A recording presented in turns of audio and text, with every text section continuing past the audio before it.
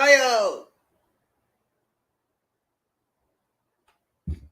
What's up, Jacob? How you doing?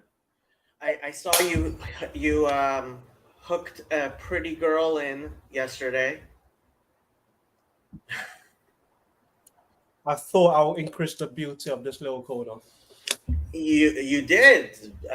Both you and the girl, like, wow.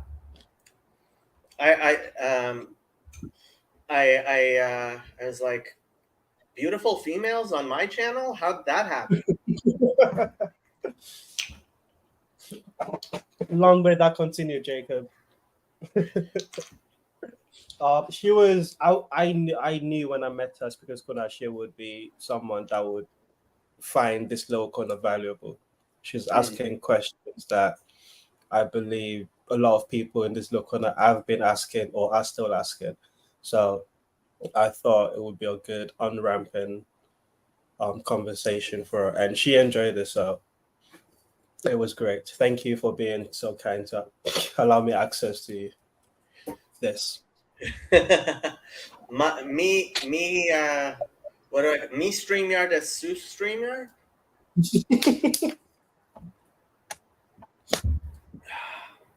So what's up, Tayo? What's going on in London? London City.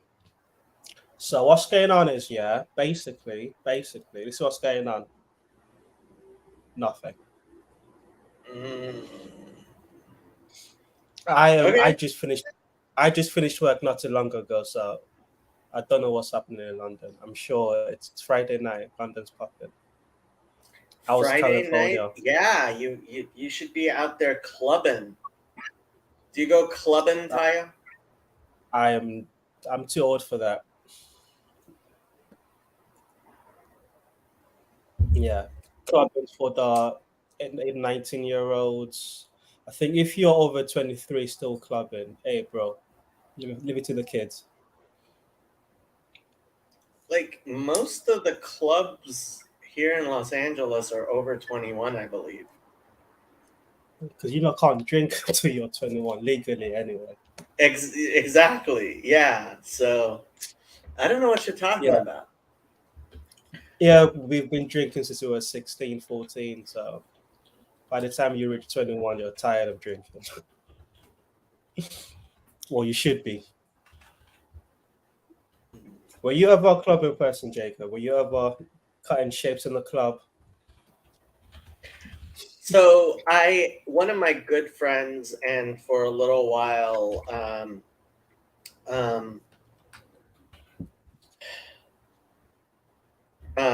roommate, he would go clubbing every Thursday night, at least, and he was a regular at one of these clubs, and I went with him a few times, but I can't dance, and it wasn't my thing. David Walker. David. Yeah, of course you do. David, if you're available, please do come on. I'd love to chat to you about what we started speaking about in the Hive Mind yesterday. Andrew is at school. Yeah. Speaking of the youth and clubbing on Friday night, what does UCLA have to offer a young? He's at UC Irvine right now. Young man on a Friday. Yeah, pretty much. For clubbing, dude, I've got no clue. You're asking the wrong guy.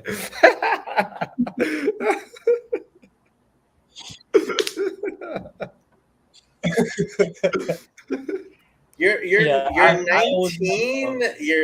Come on. You should be going clubbing, Andrew. Your roommates will take you clubbing, right?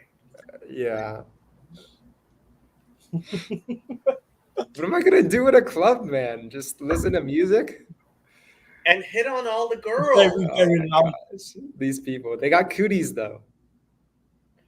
Girls do have cooties. Go catch cooties. Oh no. Go catch cooties, Andrew. I think the cooties have messed with your brain, Jacob. You know, it's like that. Good. Yes, that the type of messing with your brain you could use.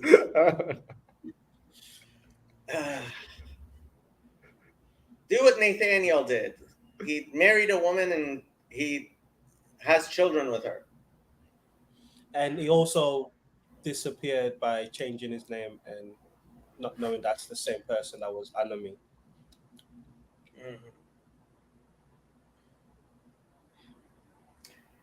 Pre-game before the club till you don't ask what do I do, you just do. Is that a song I'm not? Are those song lyrics I'm not recognizing? No, pre-gaming's just like alk, and then you just go with the flow instead of like overthinking. You call it pre-game, we call it pre-drink, but the sentiment remains the same. Yeah, I mean that I understand. Yeah, like yeah. It does shots, shots 21. Yeah. Just some lubrication before you get started. Yeah. You're Asian. You only need one shot of vodka and you'll be done. Well, I'm half. I can hold liquor better than my Asian friends. So, yeah, that's good. I guess. And you're tall. Yep. You guys, so when you guys were talking yesterday, I was like, you didn't, Tayo, you didn't tell your friend, what was her name? Mimi? Amelia, yeah. Amelia, you didn't tell her how you forced Andrew to get tattooed. No, I didn't, but you did, and I think I highlighted your comment, so that was good enough. Is this Andrew peer pressure stream? Actually, it's more like the Tayo peer pressure stream, because it is? If Andrew is getting married, Tayo has no excuses.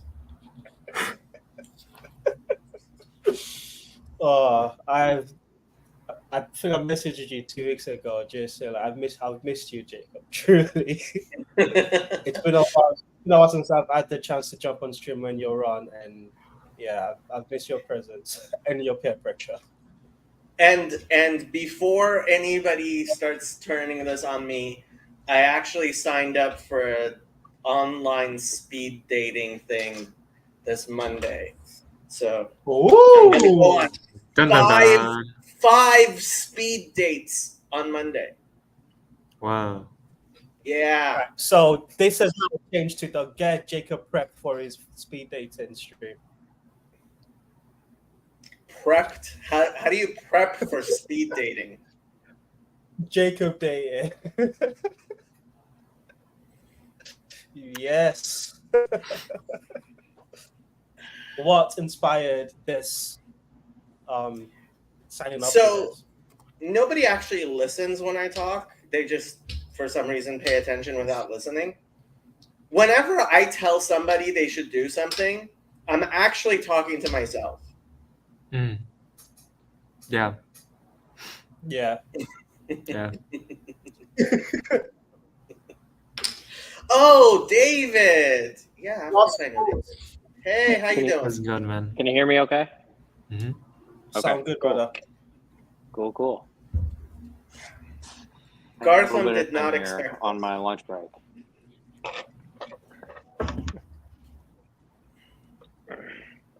I know you do some sort of trade, but what kind of trade is it? You're a painter? Yes. As you can, where is it? Yeah, I got some paint on my face. I was doing a terrifying job today. It was like terrifying. I was up on like a 60 or a 30-foot ladder, but on the roof of a skyscraper. And I was like unharnessed, getting to the closest edge to like reach out and get this beam. Well, I'm glad I'm done with that today. My God. Why were you not harnessed? You know, I have found that when bosses start talking about how annoying OSHA is, you're about to do something that will probably kill you. Yeah, I I would don't know. not work for bosses who talk about how annoying OSHA is. Everybody does here, though. Oh, OSHA, the tyranny of safety. These people obviously have never heard of Cal OSHA. Yes, probably not. God, I Yes, would not so want the to know. state of California OSHA makes. I mean, federal OSHA doesn't even bother with us. They don't need to. So when I was taking I was taking some risk management courses, and whenever the instructor wanted to tell us about workers' comp accidents and horrible things, he would use construction analogies and show us pictures from construction sites of things that should never exist, um, including people lifting cranes up on cranes. Yep. That sounds fun. It's a That really bad I idea. the craziest thing I've ever seen was they didn't have scaffolding, so they used 2 lifts, like boom lifts, and put literally a plank of wood across both boom lifts, and they had to like time going up while somebody was already on there. No railing, no nothing. And it's just like and then on top of that, as if that wasn't insane, to like turn themselves, they literally turned the lifts while the plank was still on there to like move around. It's just absolutely insane. But there it is. Construction Yep. workers have never prioritized safety though, so Yeah. Yep. And frankly, this is what absolutely scares me about states where workers' compensation insurance um, is optional, like in Texas. It's I know like, that. yeah, like really, workers' compensation insurance is optional. Um, yeah, Yeah, like fuck that. the fact is there are very few companies that aren't mines that have a plan for going bankrupt before their workers' compensation claims come due. So that's what workers' compensation insurance really stops, which is somebody working a bunch of young men to basically death, which is what all the mines do, and and then going bankrupt when all the workers' compensation claims come in, right? Once you have 10 years, you're working in a coal mine for 10 years, you end up with black lung or other some form of thing, and you got, the workers' compensation things come oh, the mine went bankrupt. Too bad.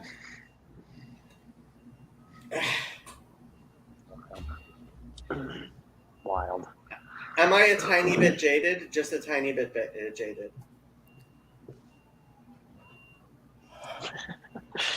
Maybe a little. Is there anything good about Speaker's Corner, Taya? Say What was that, sir? Is there anything good about Speaker's Corner? Yes, there is a lot of things good about Speaker's Corner. Firstly, unlike America, the UK is very tight-lipped on religious matters. It's just secularity won ages ago, and we just don't speak. You don't bring your religion, your faith to the public square naturally. So Speaker's Corner offers a space where religious people can speak about their religions freely, and it's not seen as weird. It's encouraged as part of it. So that's something good about Speaker's Corner. There's also, if you zoom out from the the wrestling show, the wrestling promo cut-in show that is the Christians v um Muslims debate. There's there are some good conversations being had there. Usually you have to it'll be to the side away from the crowd, because once the crowd get involved, then the show begins. But if you can catch someone one on one and just inquire about why they're there, just speak to them as if they were at the Chino conference. Just tell me your story, what brings you here. I've been able to have some very really cool conversations from Christians, Muslims, agnostics. So it's it's a good it's a good ground to find people to have conversations with, for sure. So yeah, I know I come. Sorry, Have you actually spoken to Joshua the Jew who's not a Jew? I think so I had an interview with Bob the Christian this past Sunday, and straight after me, he was being interviewed by someone who's Jewish, and it looked familiar. I couldn't place it earlier, but I think that's because you showed me a picture of Joshua the Jew, and that's who I was here. So yes, I think I interacted with him for the first time this past Sunday. But he doesn't claim to be a practicing Jew. He walks around dressed like a Hasidic Jew with curls and a beard and a yarmulke. Then I still haven't met Joshua the Jew. I might have walked past him. There are 3 or 4 people who are dressed as such. But There are usually 3 or there 4 people dressed as Hasidic Jews at Speaker's Corner. That's insane. There's a sign for Palestine, and that's usually where they gather around to have that. Okay, yeah, the Neturei Karta people, those are actually Orthodox Jews. They're weird Orthodox Jews, but they are Orthodox Jews. Are Hasidic Jews not Orthodox Jews? Hasidic Jews are, Oh. well, so the Hasidic movement is definitely considered itself within Orthodoxy and is generally within Orthodox Judaism, although it's had effects. And so now there's like the Neo-Hasidic movement and like outside of Orthodox Judaism. But there are Orthodox Jews who are not Hasidic, and there are people who are affected by Hasidic philosophy who aren't Orthodox Jews. But yeah, generally Hasidic is within Orthodoxy. Yes. I'm waiting for what's his name? Useful Charts, Matt Baker, to redo his Jewish denominations episode. He, after all of the comments he got, he took it down and he's going to remake. Oh, really? Okay. Yeah. Yeah, I like to think of the Hasidic Jews as the urban Amish. It's kind of like what they are. It's funny, partially because both the Amish and Hasidic movements were highly affected by similar, like they're both Eastern European religious movements that started in the 18th century. And so Yiddish, which is the language most Hasidim, at least until World War II, spoke, is actually very, very similar to the version of High German that like the Hutterites speak and the Amish and stuff speak. Weird. That makes sense. And they're wearing similar clothing because they're both very conservative movements that came from the same part of Eastern Europe. Yeah. know. Yeah, I've never seen useful charts get that much stuff wrong. So And considering how short of a video it was, and like the chart was so small, but I mean, it kind of shows you like he considers himself Jewish, so he thinks he knows things, as opposed to like doing what he usually does, which is a ton of research. yeah.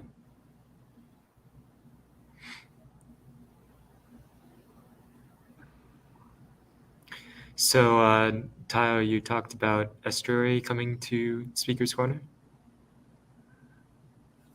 Yes, we've had the first Australia Speakers Corner was attended by Claire Cole, Khalid, myself, and Claire George. actually showed up.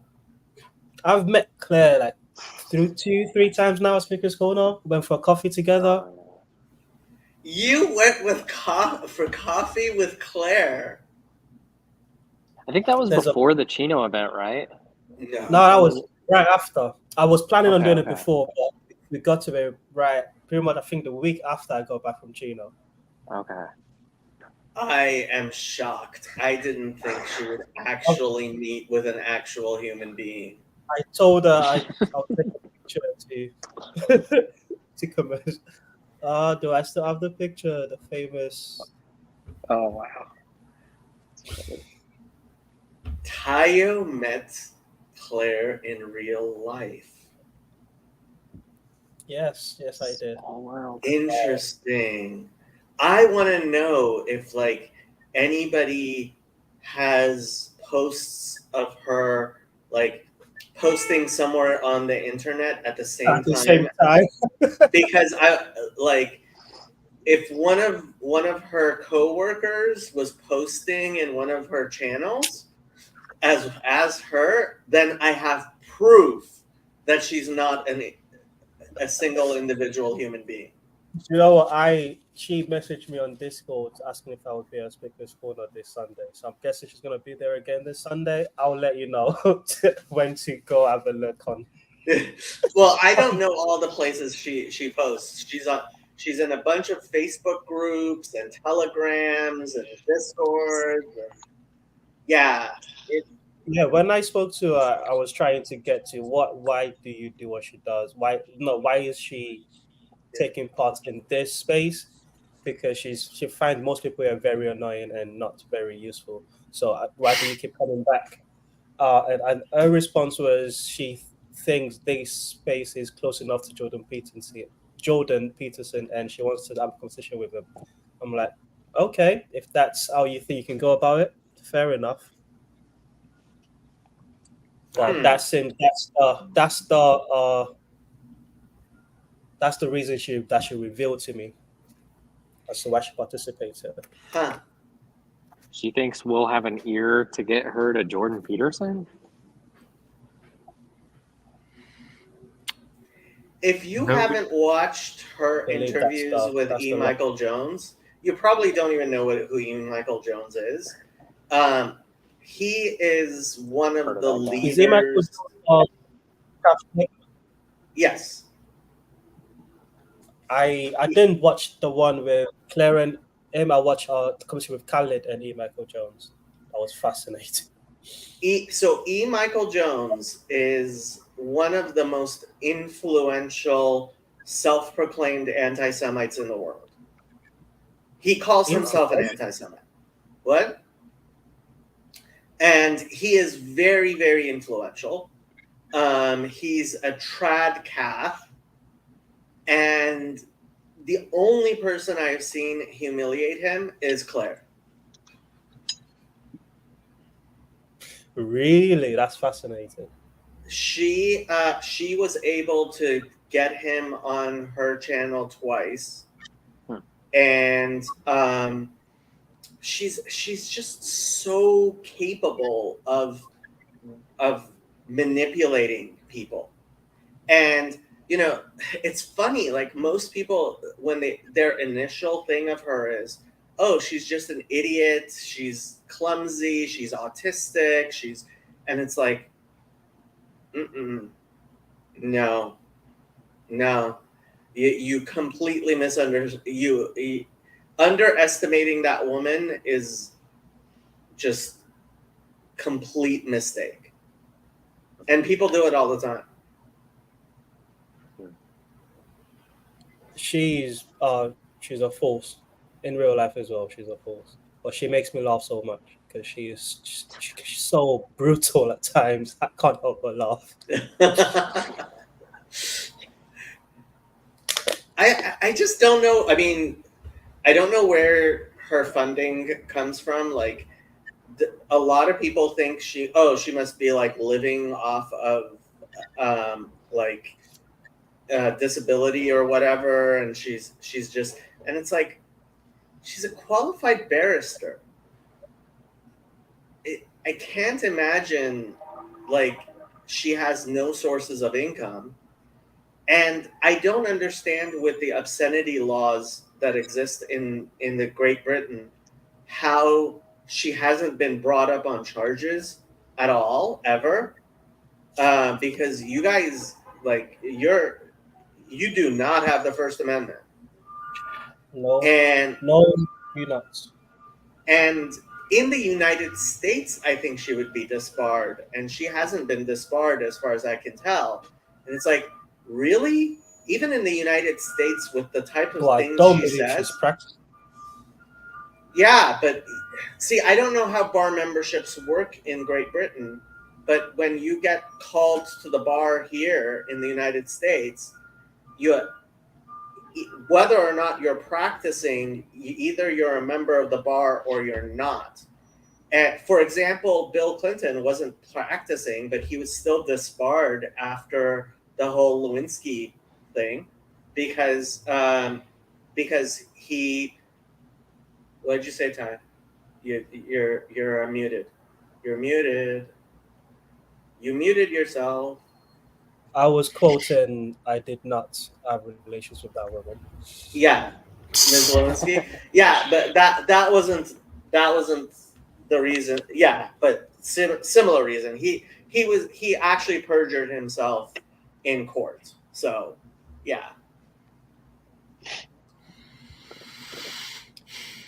David, Plays the sax amazingly though. You talk know? to me about say that again, Andrew. Amazing at the sax though, you know. Clinton. Oh, at the sax, as in the Yeah. saxophone. Saxophone. That's that. I've heard that as well.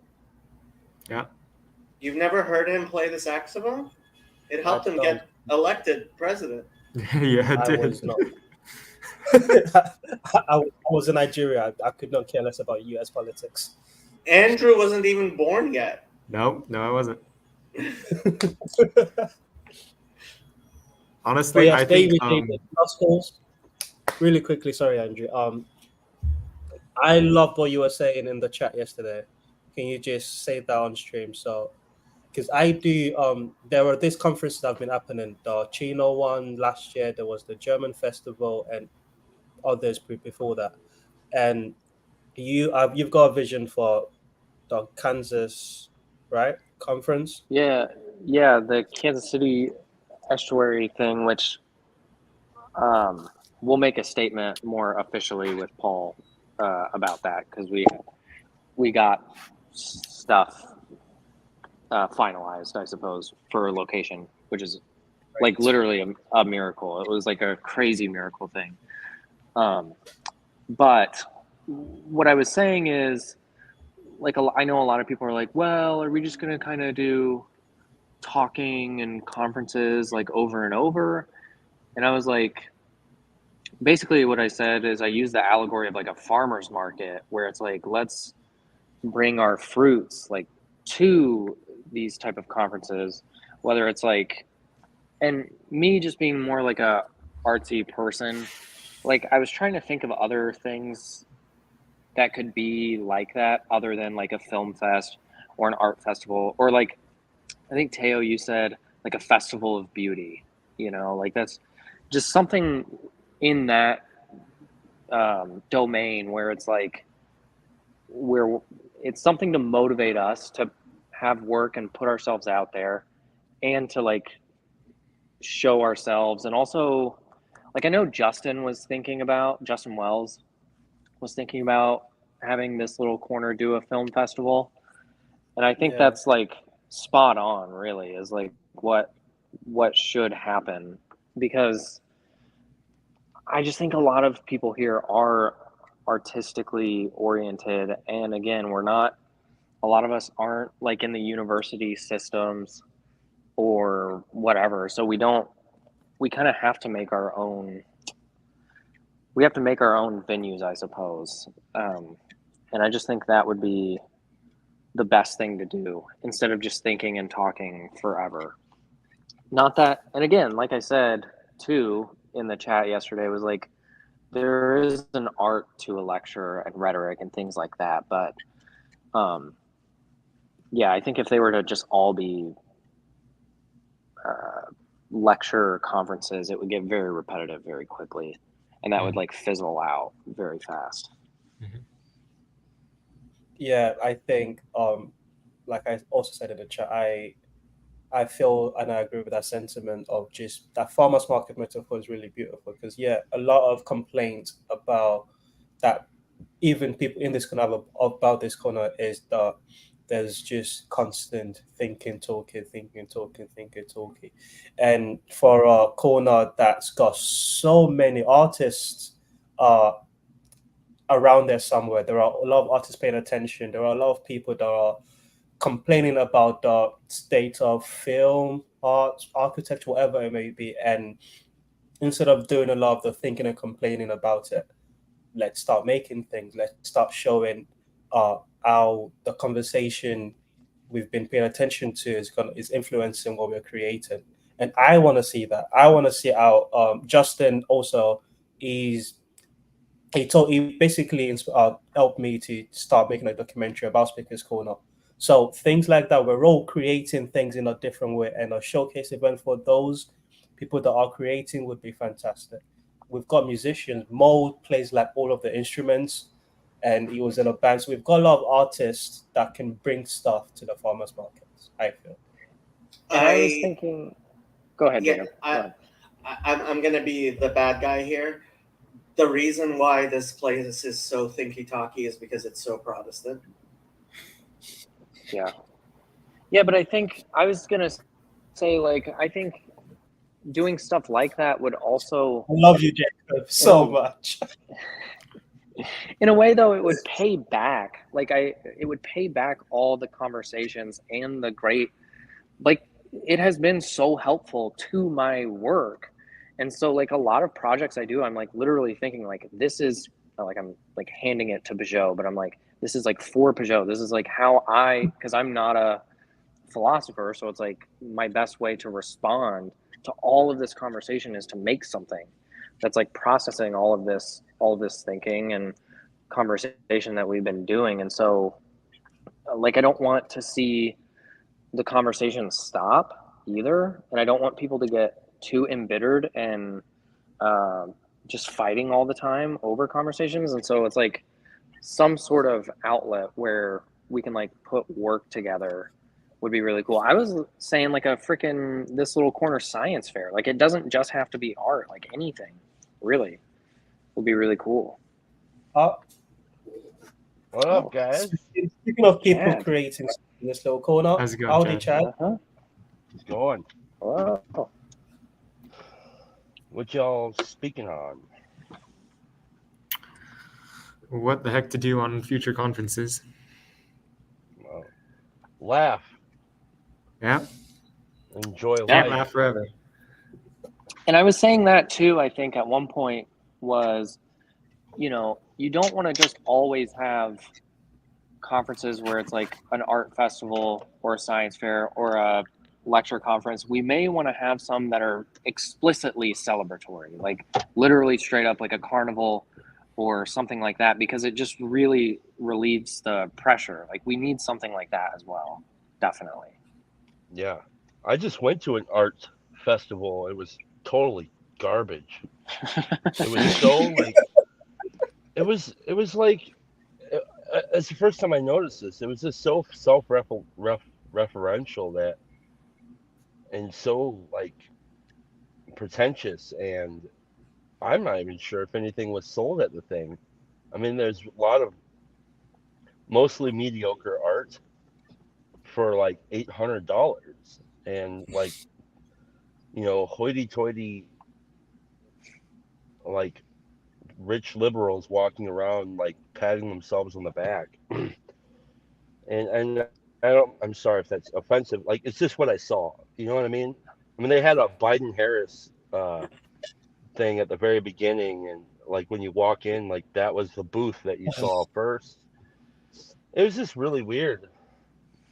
There was like maybe 2 pieces of art there that were really nice, and one of them was a repurposed typewriter that got turned into a peacock, which I thought was symbolically hilarious. Other than that, it was, yeah. So we don't want to do that, do we? We don't want to have a self-referential, let's suck each other off and say that you're doing a great job at sucking me off conference. What I think because a lot of the artists, I've been paying attention to the conversations in this little corner. That's why I'm excited for something to see what the artists come up with, because a lot of the thinking, talking thing is not gonna be always still the culture. Still in the culture with a lot of really cool art being made, and a lot of really cool arts that embody or symbolizing the trajectory that the conversation has been. This little corner has been going for years now.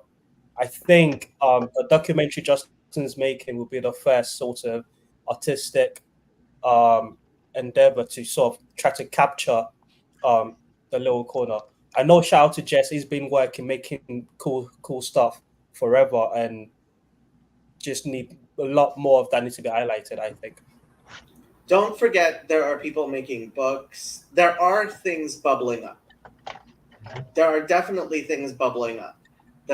But the analogy I keep on using, it's like it's a super saturated solution, and somebody needs to throw a seed crystal in there, and once they do, it's going to crystallize. But and I mean, that's part of what I've been trying to do. I mean, I was really excited about that Post-Platonic podcast that I started and Chad participated in, but like it went nowhere. Please, no, can we bring that back? Because I've listened to all the episodes. Please, can I do an episode? Of course, you can do an episode. Yes, because that was so much fun. And I got to learn about everyone that had an episode. I was like, oh, what song are they gonna play? What's the story? It was such a cool thing. It's genuinely one of my favorite things about this little corner, Jacob. It was a very cool project. Thank you, but nobody decided to continue it. And I wasn't just gonna continue like making episodes, because that wasn't the point of me making episodes over and over again. It was so different people would make episodes. Chad made an episode. Michael Sartori made an episode. Chad, did you do 2 episodes or 1 episode? No, I only did Chad, 1. Did you? I thought you guys hear me? Yeah. I was going to do a second one, but I don't think I did do a second one. Yeah, I'm trying to find. Is this thing I've still working? got it right here. We can hear you. Today I was listening to Raj Deep's music on his channel. He has like 36 songs that he wrote that are up on there. Really? They're awesome. Yeah, and they're just like home recorded demo quality sounding, but you get the songs, so it's like they're great, dude. It's like some of the most fun stuff I've tripped over on the internet for a while, as far as like. Can you put a link in the chat? Oh, you're driving. What's that? I asked for a link. Look for a link in the chat, but Oh, I see you're driving. I'm not driving. No, Oh, I'm not okay. driving. But if I click off of this, my phone, it does weird stuff. Just go to his channel, or are you in Grim Grizz's thing? Discord. Discord? Yes. It's in the town square. All right. I'll check it out in the town square. I'm putting a link to the Post Platonic podcast in the chat.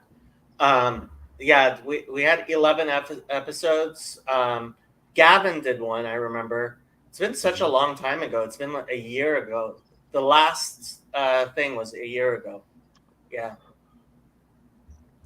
Now, to Chad's point about being like, you don't want it to be too self-referential, I think Paul always had a good vision of like, well, I want you guys to be able to take what we're doing here out into the world.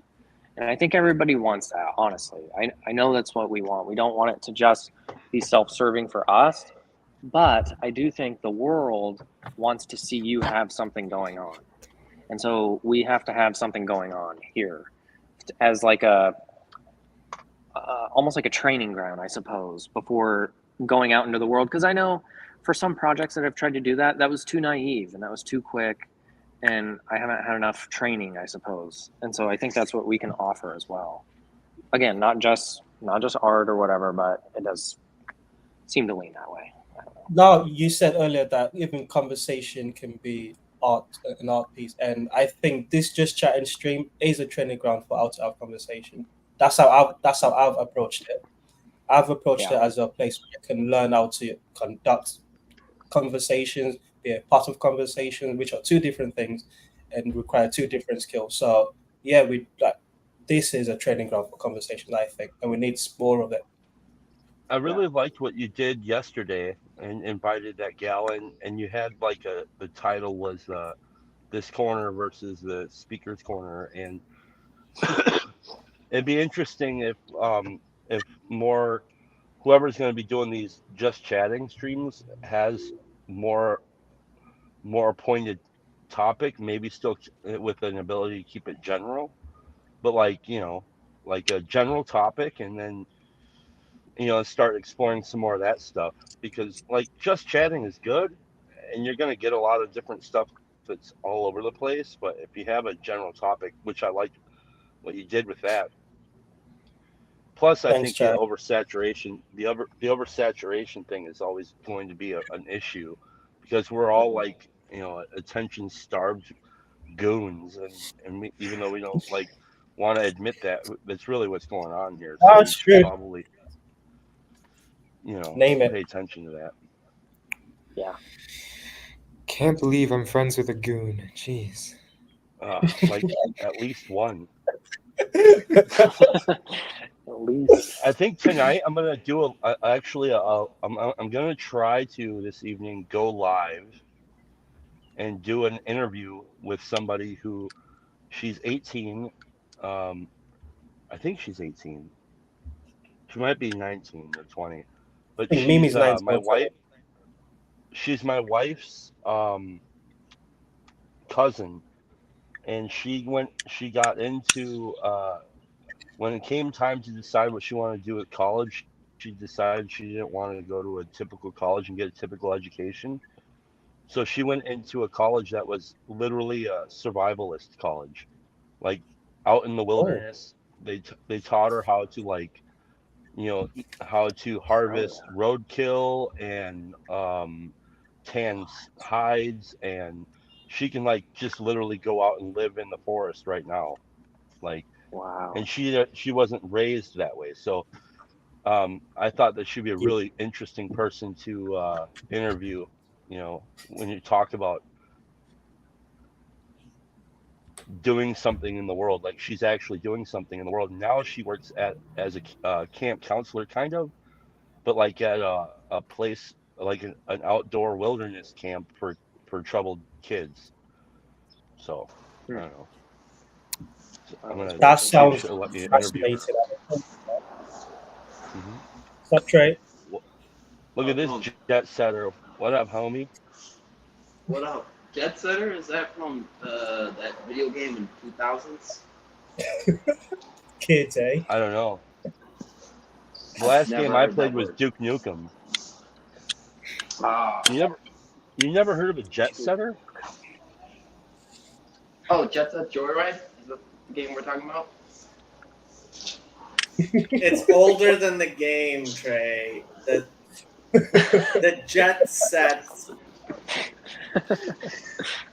Like I think the term is from like the 80s or something.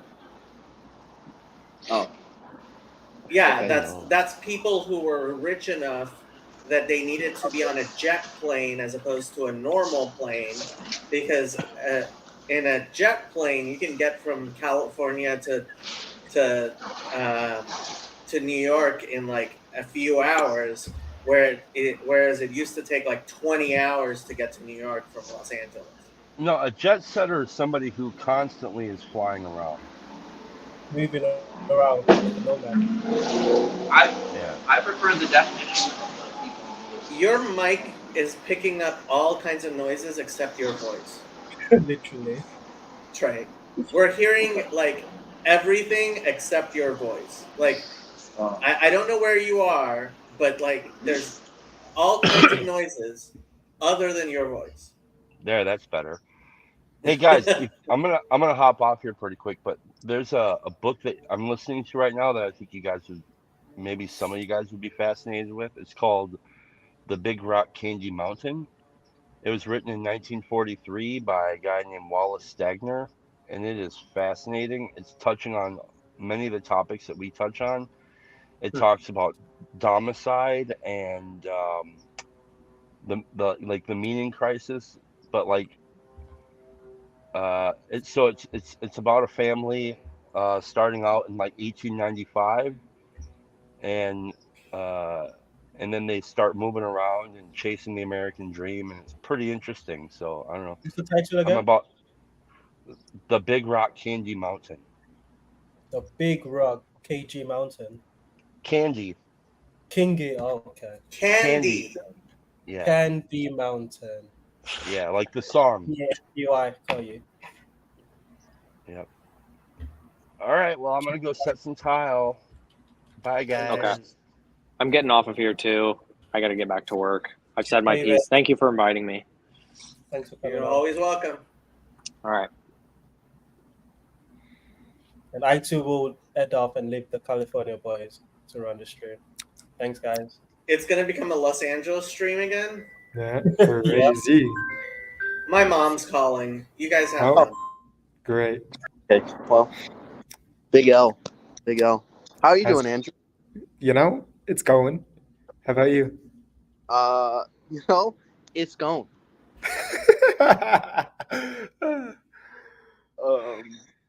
Are you come with us next Saturday? Probably not. I've got finals coming up. What do you have? You need a I've got OChem and OChem Lab.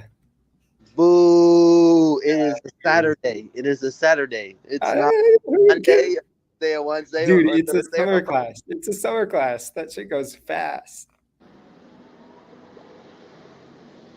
Okay, I know there's a bus in the background, but we have a 4-hour drive. You can do it on the 4-hour drive. Oh my gosh, you people, I tell you. Oh, I'm sorry. I You just don't have any You don't. control over my ability. You're killing me. Actually killing me. You know what? You need to pull a Peterson. Bro, 'cause I can't. Like, You're trapped in the whale. dude, You're trapped in the whale. I'm And the whale are your parents. They are controlling you. You are trapped deep inside the whale, and I need to rescue you. okay.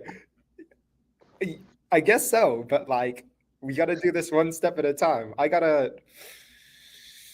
I think I should like introduce my dad to church before I start going to whole day trips to monasteries, So yeah. I didn't catch what you last said, but that's not the idea, is to introduce your dad to church. What you need to do is introduce us. Oh, no, I Your need friend- to introduce my dad to church before I start going on whatever whole day trips to monasteries. Well, okay, you don't say it's a day trip to monasteries. You just say, hey, we're going to explore a cool building. It's 4 hours with some friends. Yeah, that's not gonna fly. I know, because you need to rebel, man. Like, you need to get into some trouble. That's what I'm saying. Dude, I got my idea of getting into trouble was going to church, man. Lame, bro. Lame. Yes, so Trey and I went out to dinner with my rabbi friend and my friend, Okay. and we were sitting there talking about your parents and your tattoo. And it's like, really? He got a 1 inch, 1 square inch tattoo of a cross on his wrist, and his parents are freaking out. Yeah, it's mad.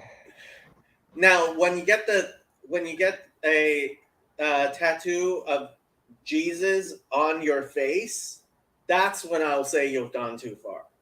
Mm. Asian Kid Rebellion is a different thing than most of the rebellion. Yeah. Which is crazy. I would expect it would just create like really rebellious kids, but I never really see it happen. You know what I mean? Like, Yeah, I am the most rebellious Asian kid I know. well, I don't know. I think I know. What about China Mac? Well, I mean, there's Asian ladies can get rebellious. Asian guys cannot. So Tim officially pinged everyone on his server. We are having a meetup on July 29th, July 29th.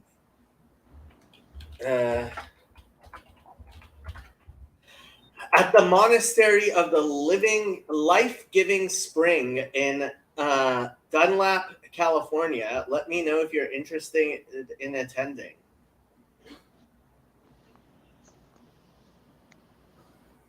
Okay.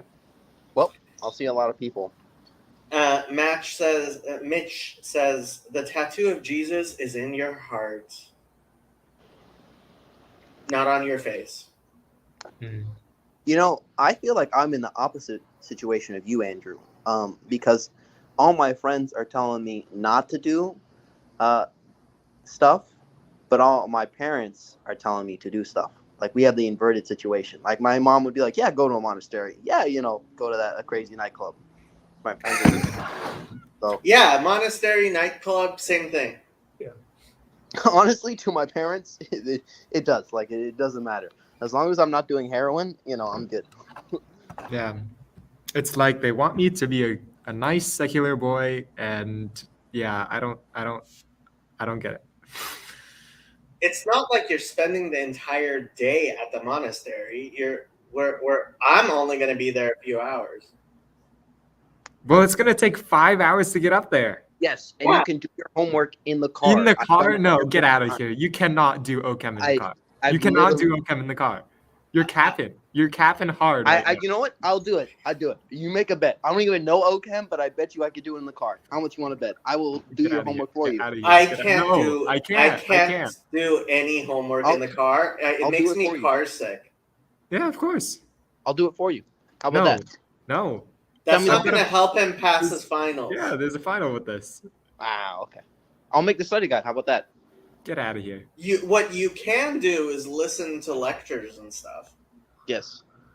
Yeah, you can't learn OChem by listening to lectures. Yeah, OChem is very Wow. visual, isn't it? You're just gonna give all these excuses. Like literally, So- if I It's not So a Nathan it's just is a 5-hour bringing- car ride. Nathan, so you're bringing your daughter to the monastery for her baptism? Wow, that's going to be really exciting. I don't think that's what he was thinking. That's the best teenage rebellion. No, Mom, I'm not going to sleep around and do drugs. I'm going to church. Honestly, it's like, haven't you guys seen the meme of the Zoomer rebel? He like goes to church, wants to get married, have kids, is heterosexual, like all of the verboten things in society. Yeah. Yep. How did it come to this, huh? honestly, like, I I thought um,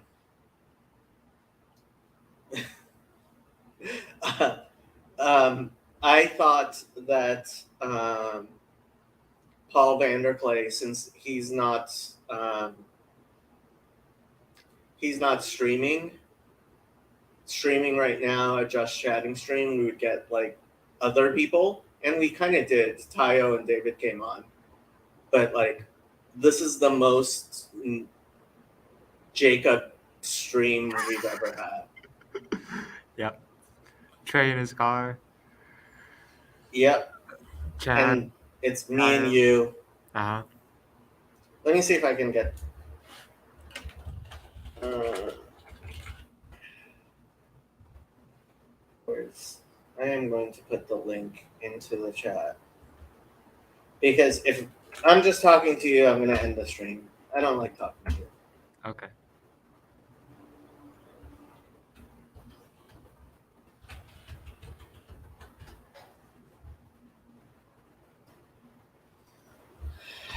Uh,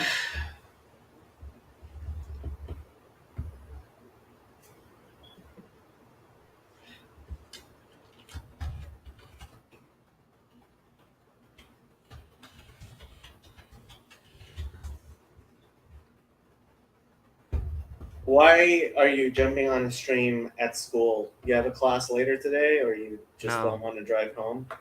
Yeah, I don't want to drive home. You know, I kind of come here to be like, I'm in study mode, you know? So, So you're pretending you're studying to your parents because you can pretend that, and your parents don't know enough to just check whether or not you're streaming.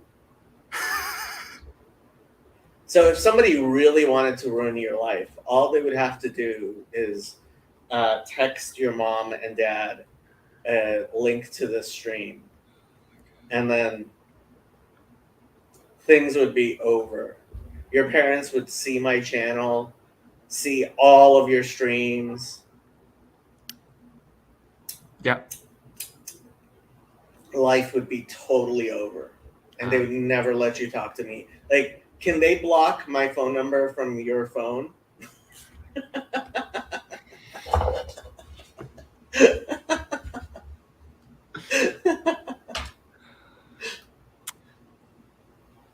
Yeah, Chilling at libraries is part of uni life. This is true. This is definitely true. But what you're supposed to do is have a group of friends. You're sitting around and you're discussing philosophy until 5 a.m. That's uni life.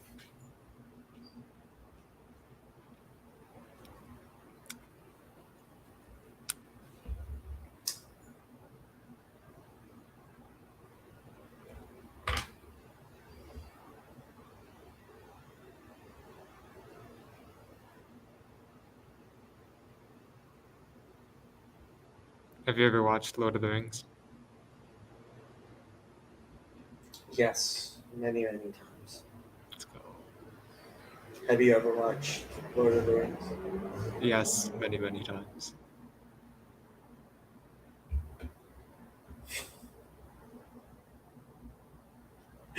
Charlie wants your mom's phone number. No, you don't. No, you don't.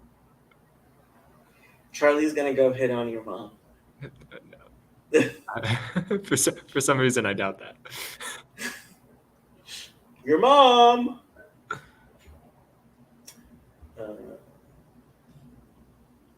Zoom. Let me see if I can find the Zoomer Rebel.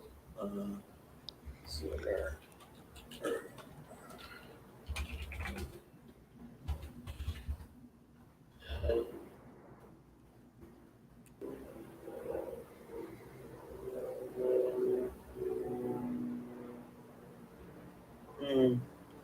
Can't seem to find him.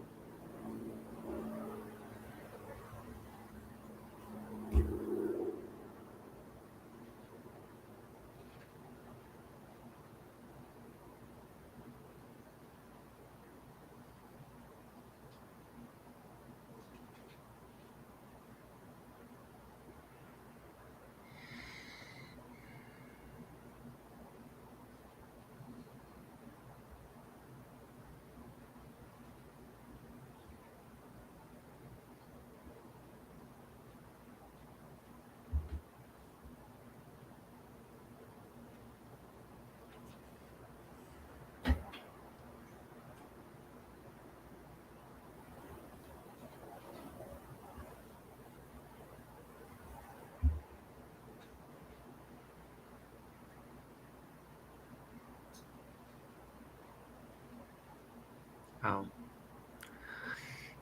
I get the sense that parents these days are very out of touch. Parents are always out of touch.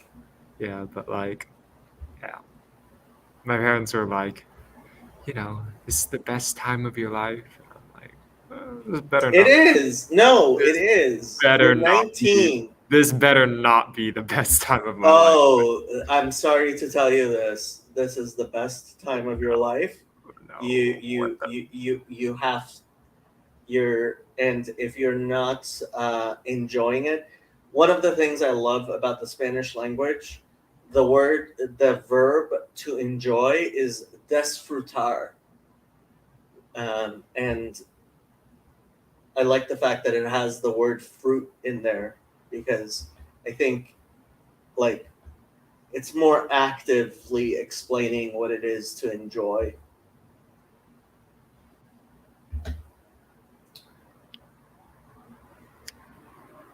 So I should eat fruit all the time. In a sense, yes.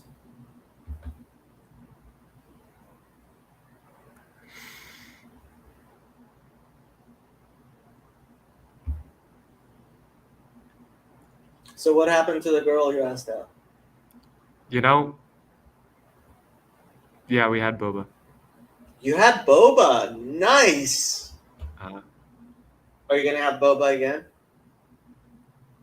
I guess so. Ooh. Andrew and anonymous girl sitting in a tree. Kissing. Oh my First gosh. comes love, then comes marriage, This then one's comes crazy, man. Andrew and a baby with a baby carriage. One of my favorite rhymes ever.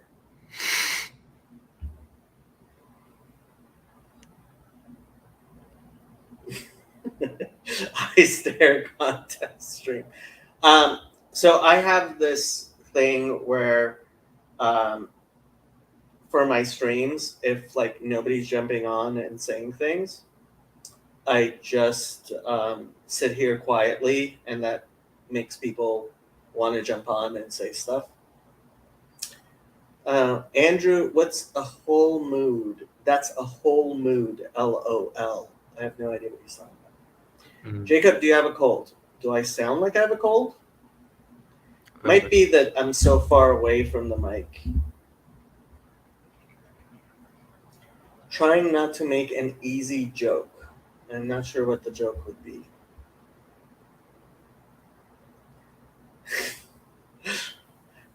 They had boba, eventually he'll have booba. Ta-da-ta.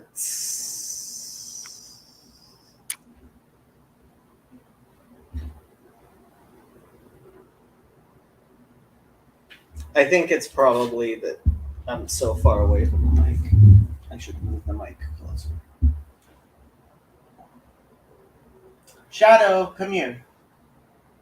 Cats don't come when you call them. Mm. Actually, Shadow used to come more when I first got her. Shadow! Not sure if... I think she investigated...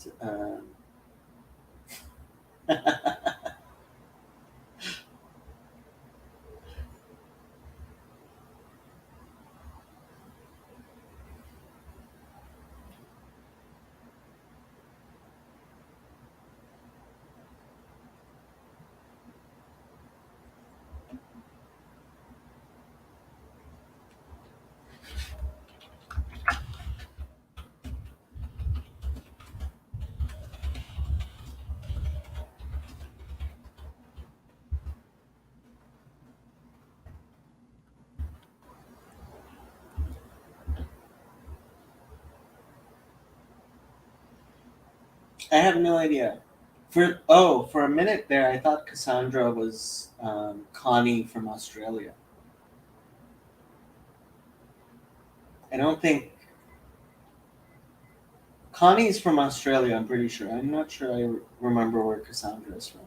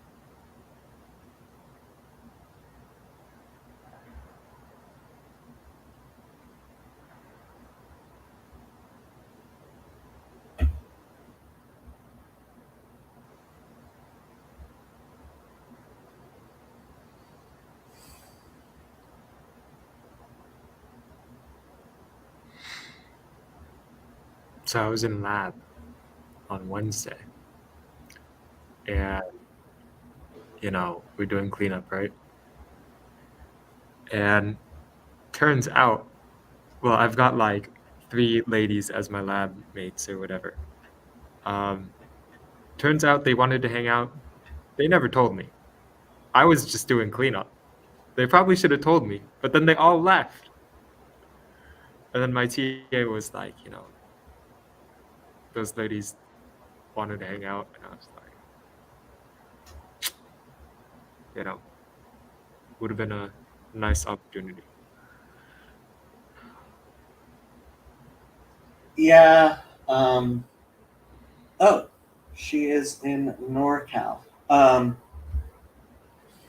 What I discover now in retrospect is, oh, there were a bunch of girls interested in me when I was in college, and I didn't notice.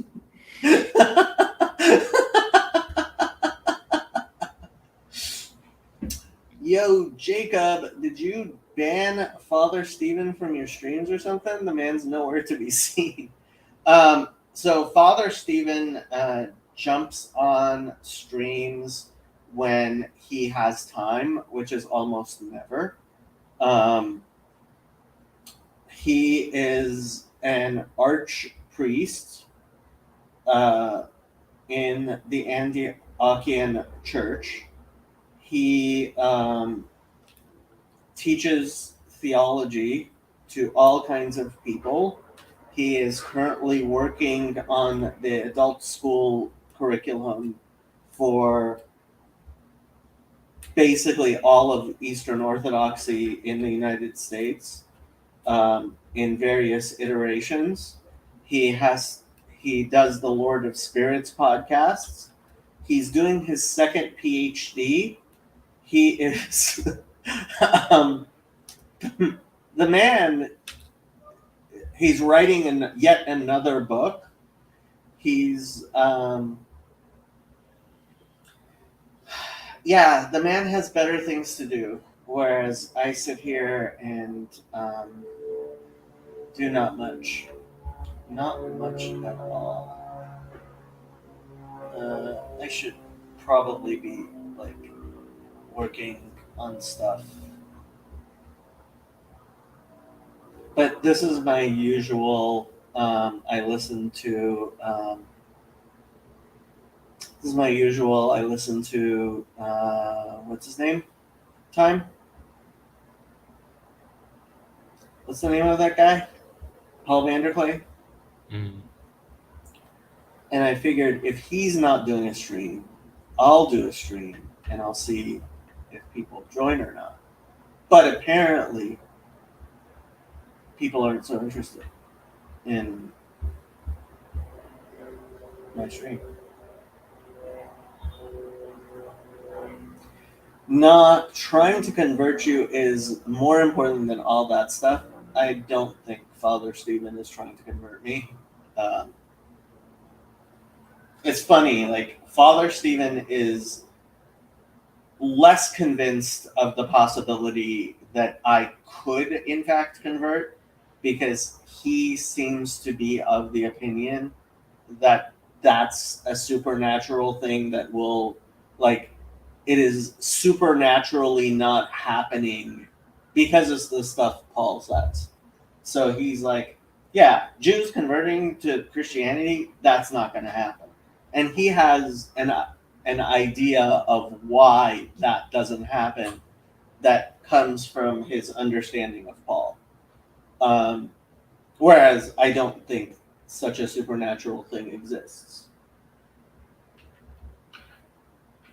So his theology kind of makes me converting to Christianity impossible in ways that my theology doesn't.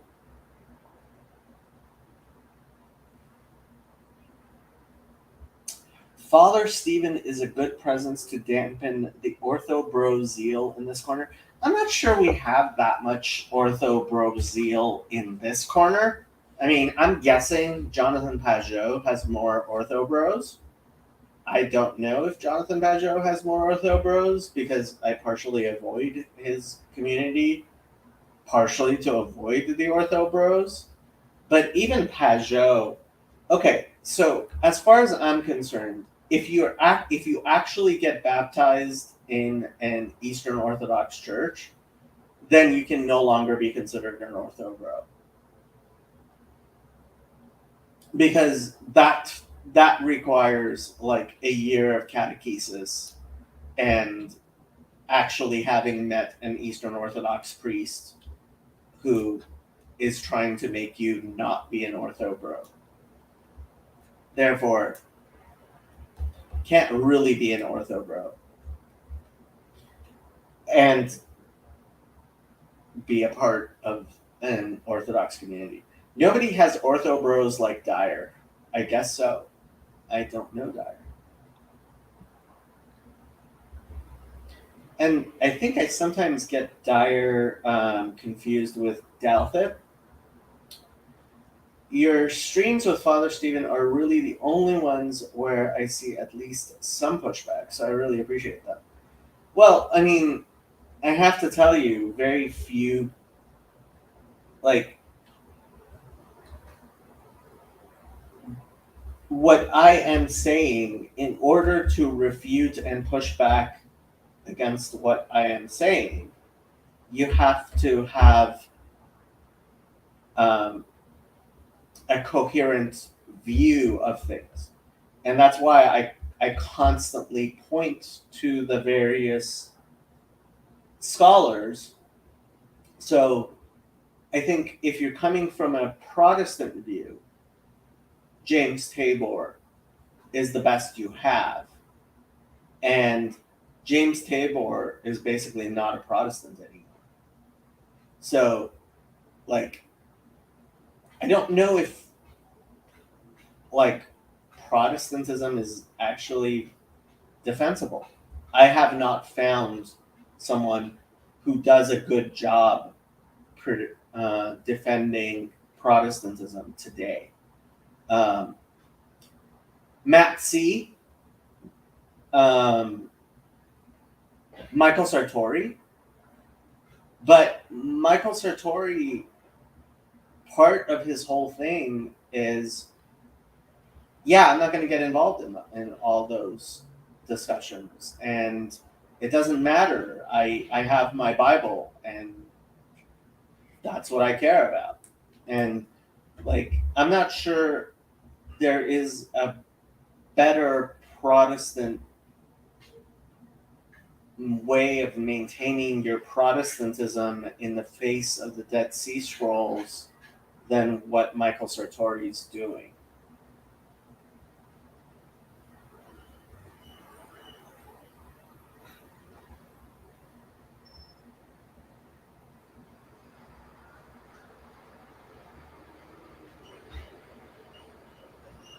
Isn't NT Wright Protestant or something?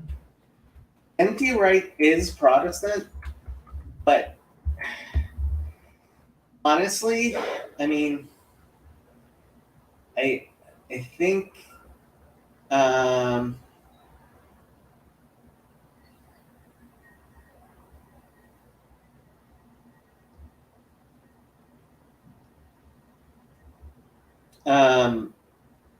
I don't know if he can defend from Father Stephen's attack from the right.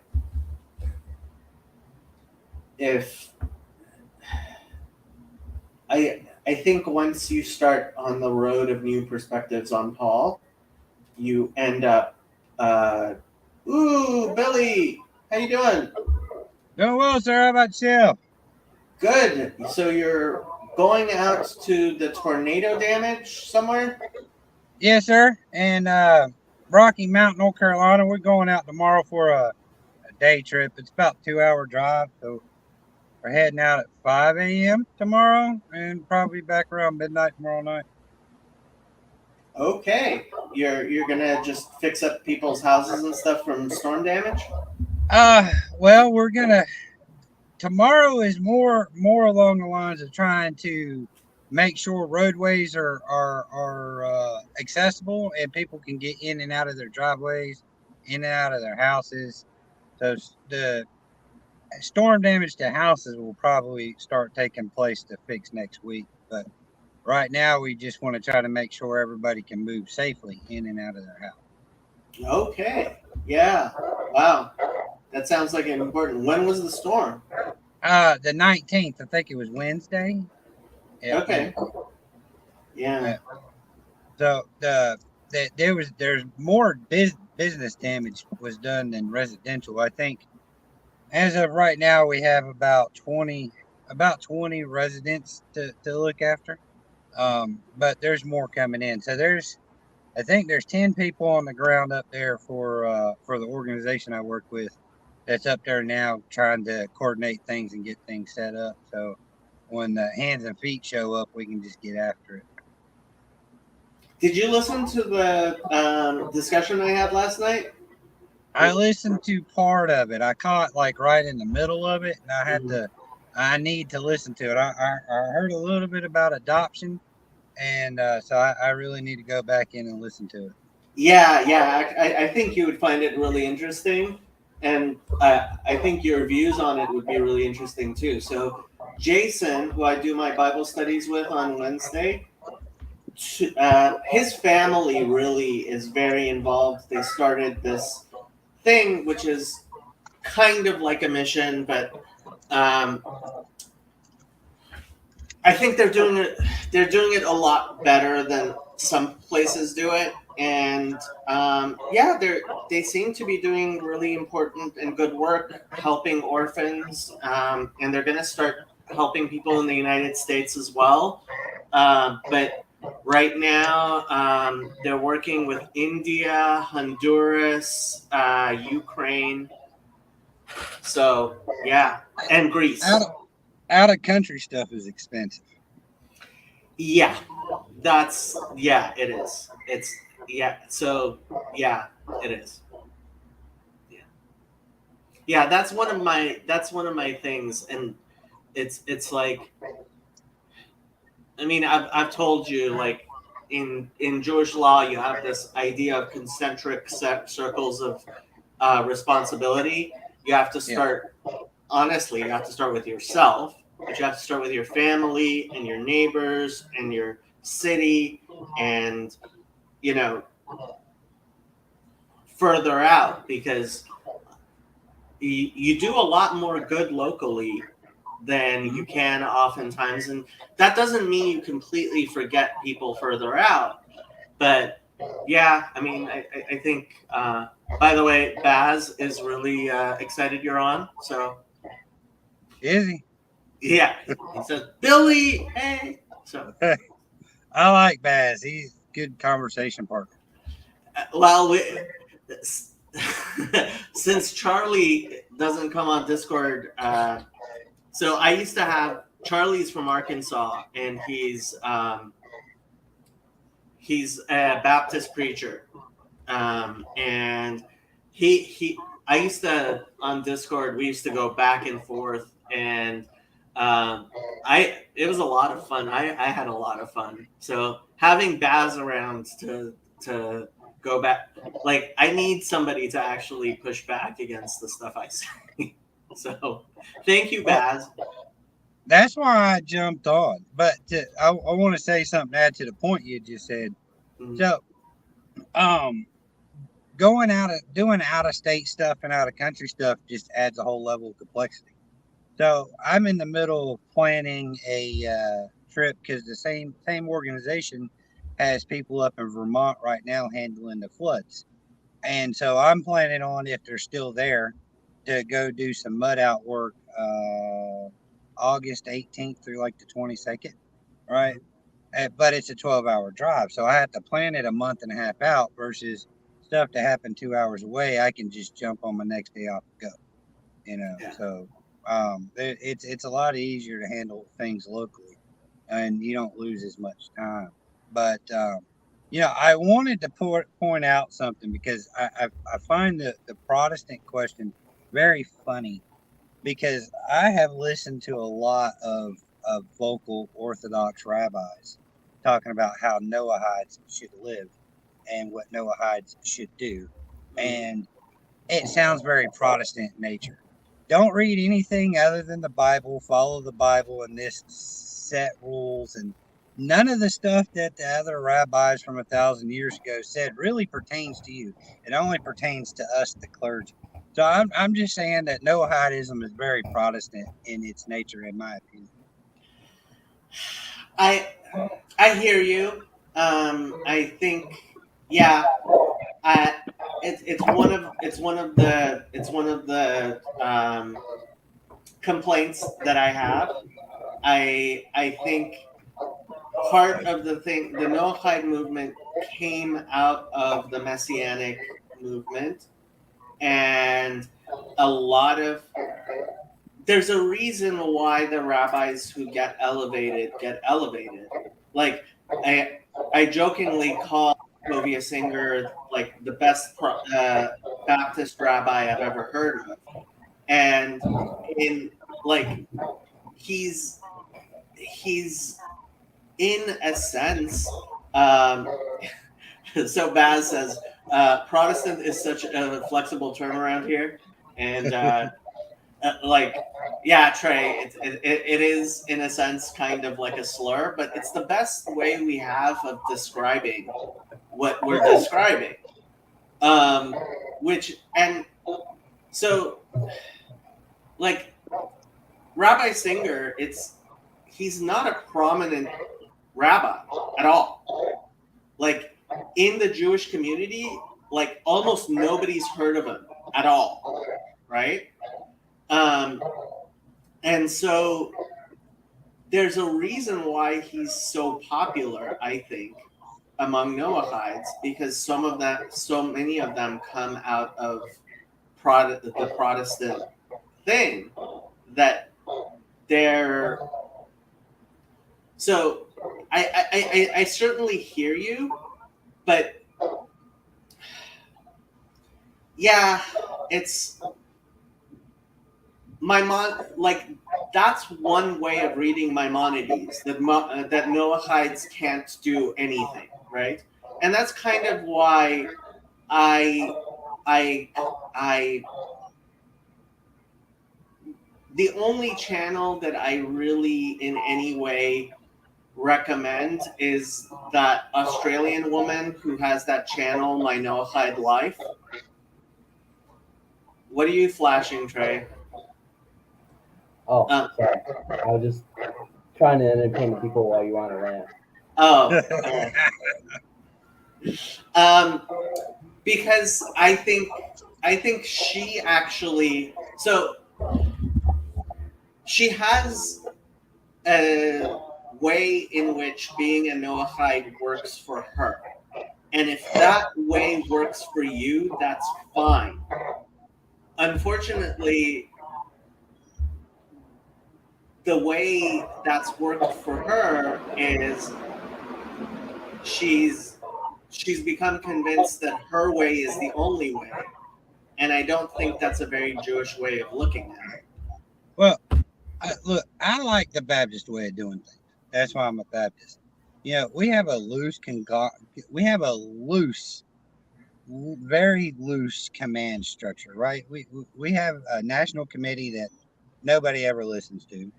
And then we have state committees that nobody really participates in.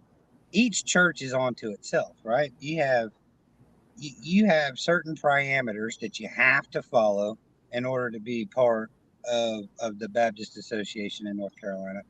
But for the most part, it's up to the community of how they're gonna do. There's like 5 points that you have to agree to be part of the Baptist committee, and that's it. And then one Baptist church is very different from another. Because it's community-based, community-decided of how we're going to do this. These are our solid doctrines, but we're going to do things different. I've been to Baptist churches that seemed a lot more liturgical, like an Orthodox church, and then others that were stuffy, and you're in there for 30 minutes and you're gone. You know what I mean? So. having a top-down system doesn't work very well. Our country shows it. Well, So a top-down system. So you can't have a top-down system, and that's why I think the word subsidiarity is so important. But the Roman Catholic Church has 1 billion members, and even though, like, I don't know if a majority of Catholics even like the Pope, the Pope still has capacity of, like, Catholic Charities does a lot of good work. The Catholic Church, like, actually does much better than a lot of other organizations, even though it has 1 billion members, right? All right. So, but when we're talking about a fragmented organization, right? When we're talking about Pentecostals and Baptists and all fragmented, it's hard to say that the Catholics do the lion's share of the work when it's hard to quantify all the smaller people that are doing out there that might not have as much broadcast of what they do. Yeah, but ultimately, I mean, for example, look at the school system, right? Ultimately, yeah, there's plenty of people who are homeschooling, and there are plenty of people who have Christian education that's supplementing the public schools and stuff. And there are definitely Protestant schools, but there's, like, the number of children that are in Catholic schools, that's something you couldn't do without the type of infrastructure. And, like, the Catholic Church is a lot more fragmented than it might seem from the outside. When you actually take a look at it, the subsidiarity is really important. And Jonathan Pageau, basically, like, at Chino, he said, if you don't have subsidiarity, you're going to have authoritarianism, and it's going to become rigid, and it's going to fall apart. So Michael Sartori is here. The Roman Catholic Church would be far better off without the Pope, the Vatican, and the College of Cardinals. They do nothing. I think you're absolutely wrong. wait, yeah. There is no way that you could have. It's not that they do nothing. That's the problem. And I love you, Michael. And like I've said, I think Michael does Protestantism probably about as well as anybody could. But again, like, it's not that they do nothing. It's that the stuff they do keeps 1 billion people together in ways that those 1 billion people don't necessarily recognize and shouldn't have to recognize. Like, if people are some things, if people notice, like, when do you notice if you have a load-bearing wall as opposed to a curtain wall in a house? When you don't want that wall there and you can't take it away. But if it's a load-bearing wall that's where it should be, then it's absolutely indistinguishable from a curtain wall, right? You don't even think about it. You don't think, oh, if this wall wasn't here, the roof would fall down on me, right? And that's what a good organization, a good structure, a command structure that you notice is already making a mistake because you shouldn't be noticing it. All right. Well, I might concede a little bit, but I'll say this. One of the good things about having something that's very fragmented is when an idea is wrong, it falls away. When something has a lot of structure to it, and there's a wrong idea, there's enough money, power, and influence to keep prop those bad ideas up. It takes a lot longer to root out the bad ideas in a larger system At the same time, versus in a smaller system, the bad ideas just fail. there's good to living with people with bad ideas, though. You know, like for instance, at our Coptic church, we cite Saint John of Damascus, who is outside our tradition completely. He's like 100 years off of Chalcedon. But we never went through iconoclasm or any of these big controversies, and so we don't have a very defined theology of icons or anything. Like living with people with bad ideas, you know, it like refines your ideas. You know, it's like iron sharpening iron. You don't. Billy, you're echoing. Is there a way you might be able to? You don't have headphones or anything, do you? I do, but I don't think the mic works, but we'll try it.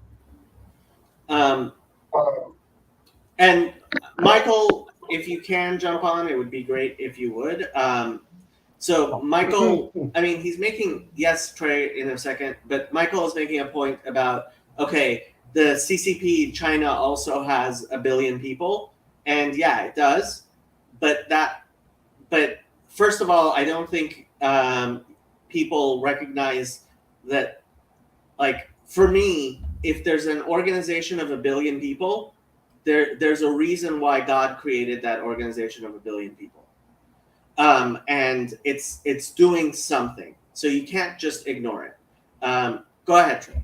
Okay, so I would say that I have had the most experience with the most intense hierarchical structure, and it definitely works. Like, it's just you guys don't have good excommunication stuff, especially the Catholics.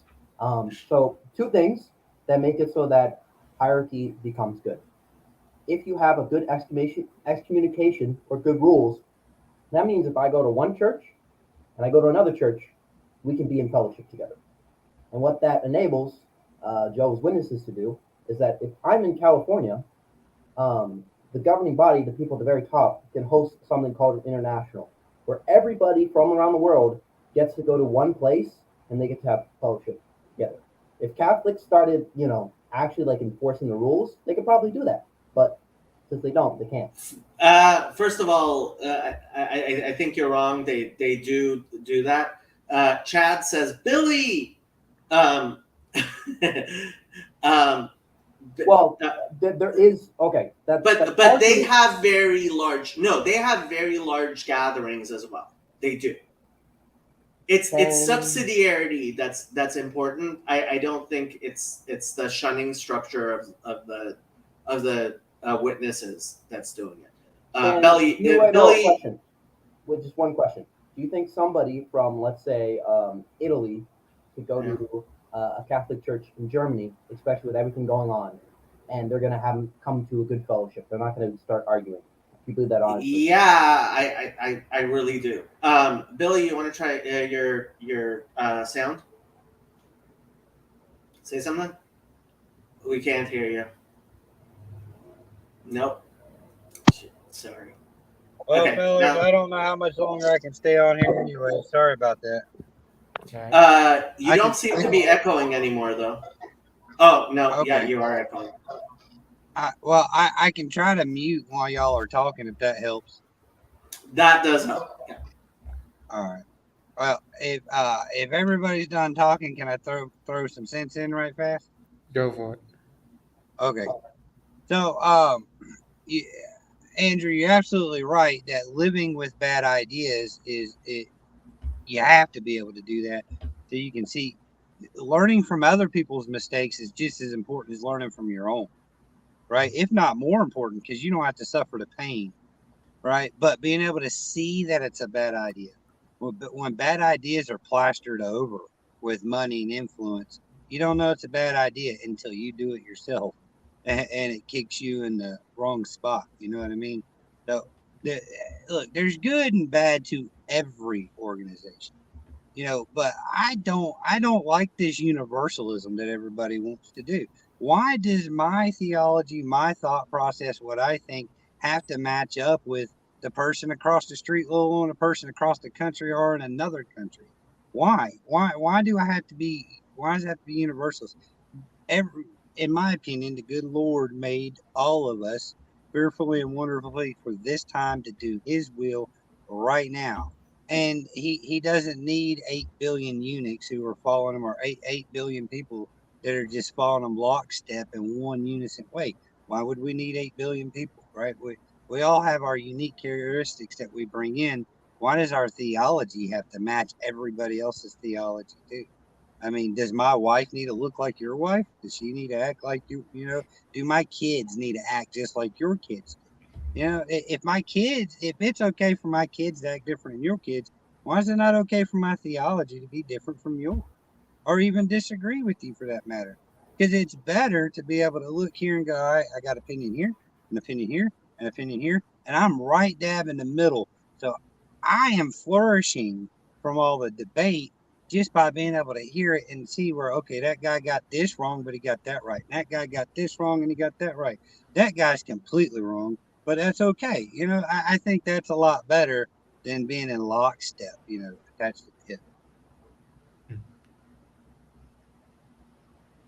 Chad says, oftentimes I don't care how sensible someone's ideas are or how well they are conveyed. Sometimes I just need to hit the wall. Not sure I understand what you mean. Wisdom and foolishness, Jacob. Look, having, again, I think subsidiarity, without subsidiarity, which is the idea that only the things that need to go further up, right? So subsidiarity is everything is done at the most local level in which it can be, right? So if it can be decided at a church level, it gets to so in the Catholic Church, like if it's parish level, it's parish level, and if it needs the diocese or archdiocese or the synod of bishops of that country, like it gets done at those places before it goes all the way up to the Pope. But and that allows the amount of diversity that there is. And I think you're right. Like, so, I mean, this kind of gets into me. Like, with me, I don't believe everybody needs to be Jewish. I don't believe everybody needs to be Jewish. And even in Orthodox Judaism, I think we have a lot more diversity than people recognize. And I think that's important. When I talk about the 4 cubits of halacha, right?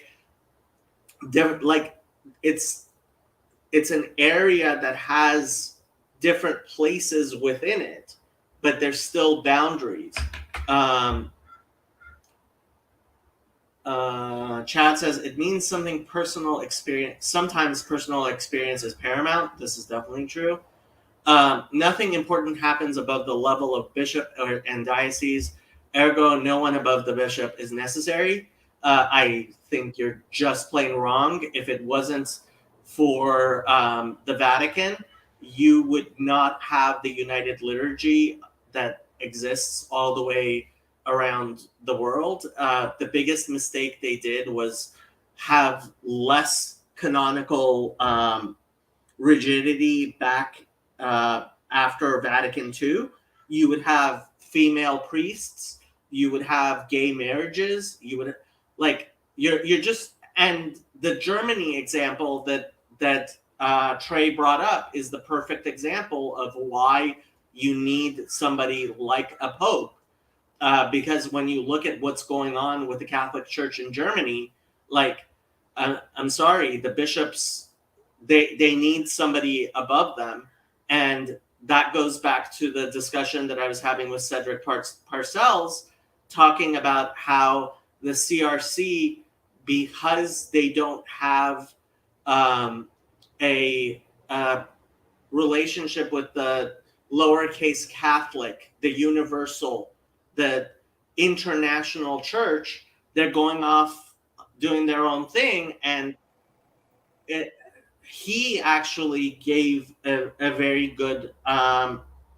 argument maybe it was on his own channel. It wasn't on this channel, but yeah, Pastor Cedric, like, I think completely refutes, and what's going on in the CRC completely refutes what you're saying as far as bishops and dioceses.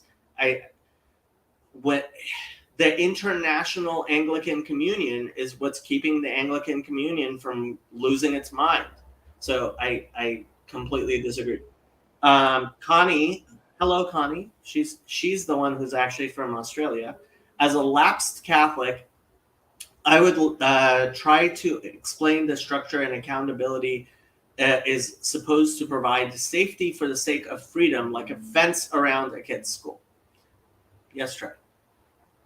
Okay, I don't agree with a lot of the hierarchy structure, but again, witnesses don't have a German problem, okay? And the reason is, anytime there would be a witness in Germany who would have crazy ideas, he'd get cut out, right? Like, we don't have this sort of, or they don't have this sort of splintering. And again, the harder you come down, the less splintering you're going to have. Yeah, and it's a difficult balance. But it's a difficult balance between being too authoritarian and being too loosey-goosey. And I think you can fall off either way. And I mean, obviously, a lot of people, including me, think that the witnesses are a little bit too authoritarian, but they're actually not that bad. My experience has been they're not that bad. Okay. You know what? You're right. Your 1 hour and 30 meeting is a whole understanding of all the witnesses' beliefs and practices. That is not what I said in any way, Trey. I said I don't see them. They get depicted as cults, and frankly, I would be very shocked to see a cult that can have 1 million members. I don't think you're able to have 1 million members. Yeah, equally. So, look, one thing I'll say, in a larger structure, or in a more, for like Eastern Orthodox or Catholic for that matter, I would not be allowed to be a member. I would be excommunicated. Right? There's got to be room for heretics. So that's my whole point, right? If the Baptists were any more strict than they were, I wouldn't have a place to call home or a place to be able to use my hands and feet to do the will of Hashem, right? So I am definitely a heretic. So there is a spot, in my opinion, the Baptist Church is a petri dish for all kinds of. There are more Torah observant Christians out there that come from the Baptist than anywhere else that I know of. There are, yeah, and frankly, yeah, it's. I don't know what to tell you. I'm not sure that a member of the Catholic Church with your beliefs would get excommunicated. I don't know. No. I know your beliefs are very. I have to wonder what Father Eric would say. I have to wonder what Father Eric would say about letting you take communion, even though you believe Paul was just completely off his rocker.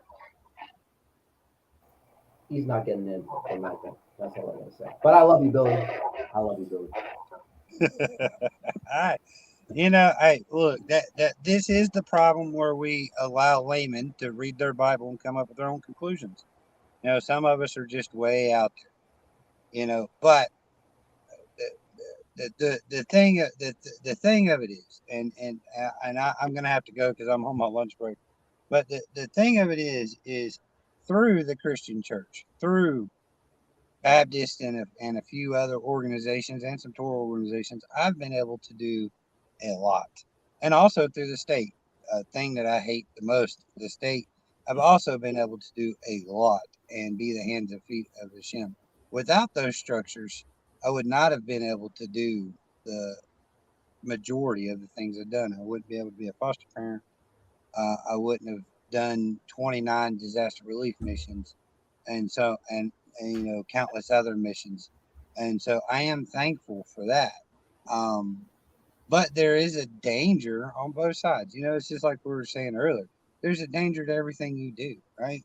Every theology, every thought process, everything, because it's founded by humans, broken, is gonna fail. Now, one could say that Torah observance can't be fallible because it was made by Hashem himself. But if you're interpreting the words right, anyway, I'm getting off into a tangent. There's an up and a down, to everything we do. There's always good, there's always bad. But the most important thing is if we're seeking, right? If we're seeking, we'll find it. Yep. And there's always an opportunity. Sometimes I just have to learn to keep my big mouth shut so I don't get thrown out. But I'm telling you, there's a couple questions that you are asked that I would fail miserably. Yeah, I mean, it's not simple. And lots of people are saying things in the chat that I should probably read, but they're writing long things. And I would rather they jump onto the stream. So I'm not going to read any of their stuff. All right. Well, I appreciate you, Trey, man. It's always good talking with you. I know I'm very opinionated and I can come off cross sometimes, but I have a firm grasp on what I believe, and the thought process of the cup is too full, might come into play sometimes. For me, for sure. You're a sweet soul, man. I watch a lot of your videos, and I like. Oh, do you? Yeah. I appreciate that. The videos that are posted, I post about one out of every 4 I make, because I gotta go back and listen to make sure I'm not going off on standing on my high horse, hill to die on. I think your channel deserves more recognition. I think you deserve more recognition. And partially, I have to say that's warts and all, because I think there's a lot of people who think that, like, I get accused a lot of times. I get accused a lot of times of not valuing the people who like Billy, who just left. Not valuing people like Billy enough. And I deeply value Billy. Because he's somebody who is much more busy. Like tomorrow, he's going to go from 5 a.m. to midnight. He's going to go clear people's roadways so that they can get out of their house and stuff. And I'm sure these are people who couldn't do it themselves, right? Elderly or widows or whatever, what have you.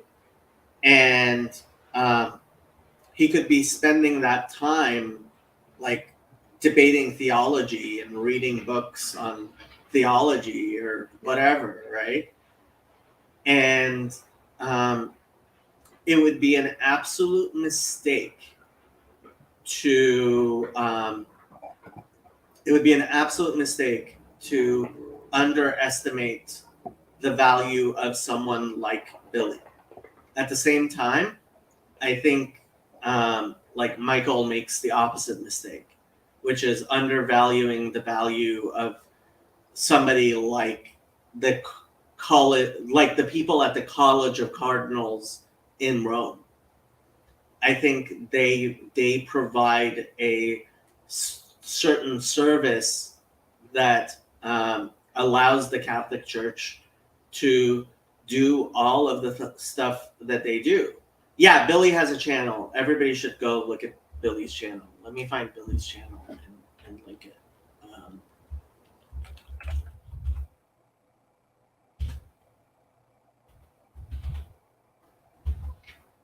Where's Billy's channel?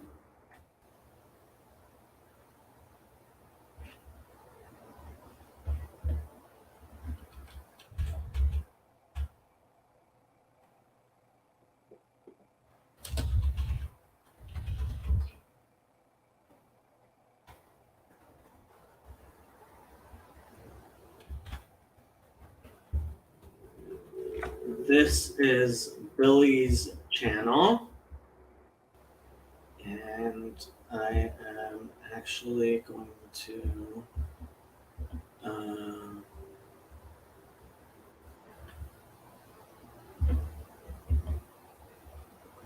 share.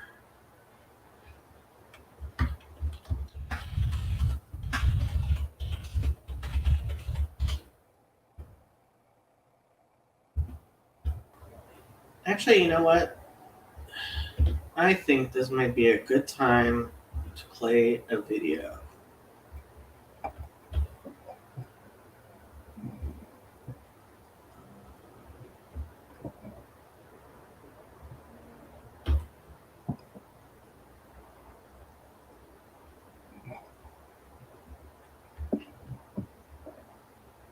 Oops, that's not what I meant to do. That's what I meant to do. Billy Ray. Sounds like gonna be good, and the picture quality is horrible. But this is something that's been heavy on my heart lately. Something we've been thinking about a lot, especially with the nature of being a foster parent. So the question is, how do we deal with minors in foster care that's been sexually assaulted, outside of foster care, or ones who were in foster care and that happened to them by another kid or whatever, outside of my home, or ones that are in foster care and ended up in a bad situation and ended up being pimped or trafficked through one way or other. Not saying that the foster family did it, but there's a statistic that I heard this from a guy, very independent. He runs a place called Caleb Houses for rehabilitating trafficked teenagers. And said 87% of foster children who ended up being trafficked while in foster care end up being trafficked again when they're rescued and taken back. Now, I haven't seen that. I have seen children put themselves in some very bad situations around odd people because they were taught through the assault that they received from their parents, guardians, or whatever, that kind of behavior was okay. And I have had a few teenage girls put themselves in some really difficult situations. And, dealing with this stuff is hard, and there's no training out there. Not that I found. Now, I might be just some ignorant hillbilly from the woods, rural North Carolina, right? And maybe there's some state-of-the-art stuff out there in the bigger cities or whatever, or in more civilized states. But from what I've seen and tell, there's just not that much training. And I also work in the hospitality industry, and we have trainings about spotting human trafficking and all. And it's trashy training. It's 30-minute, 40-minute videos and little questionnaires. And if you ask me, there's not real thought put into it. And there's just not a lot of resources out there of, what to do in situations where kids have had, serious trauma from sexual assault. How to be understanding, how to bring them back right, how to help heal them, what direction to go. There's just not a lot of awareness out there. And, my opinion,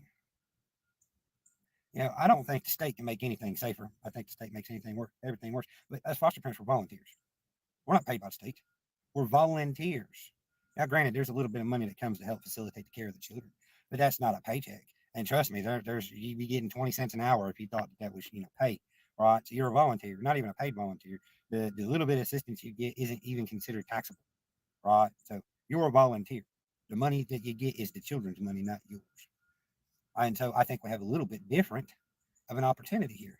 The foster care being volunteer should be 100% safe. Okay, 98% safe, right? If we're taking the time to open our homes up for these children, then we need to take the time to get the training. But the question is, where's the training? Who do you learn from? And are they right? Does anybody know? Right? Is there some college classes we can take? Is there some online stuff?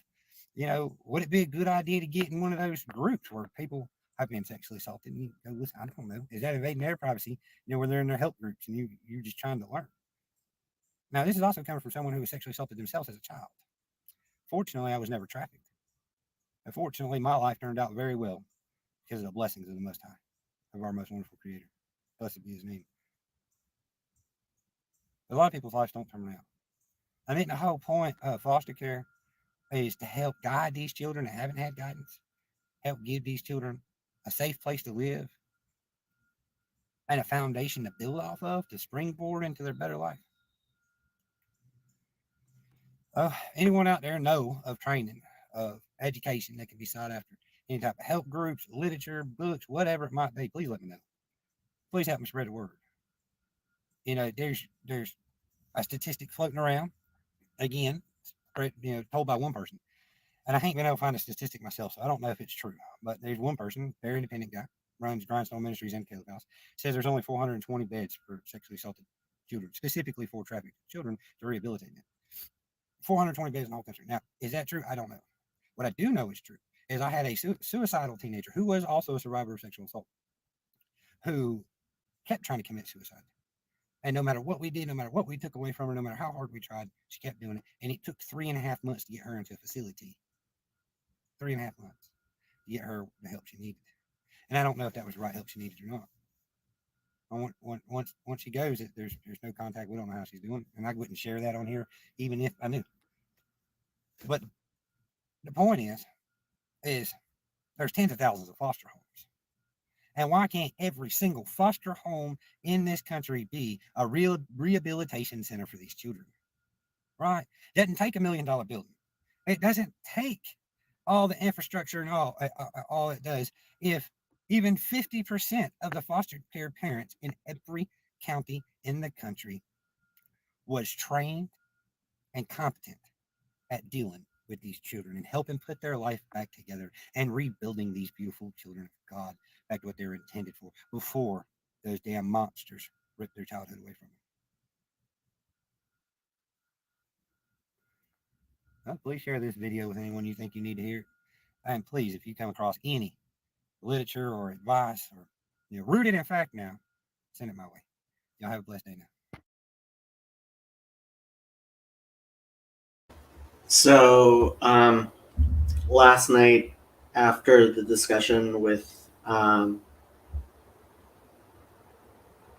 Jason's sister, I was chatting with Jason, and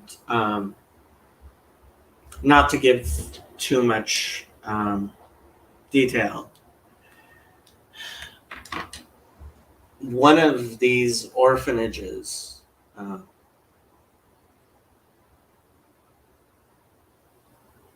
so it was for kids under the age of 5, and what the guy who was leading the orphanage would do is on the weekends he would set up tents in the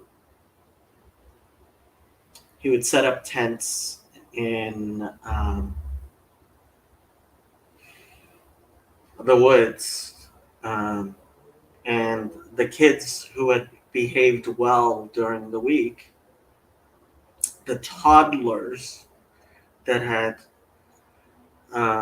behaved well during the week would be given ice cream and take it to these tents to be raped.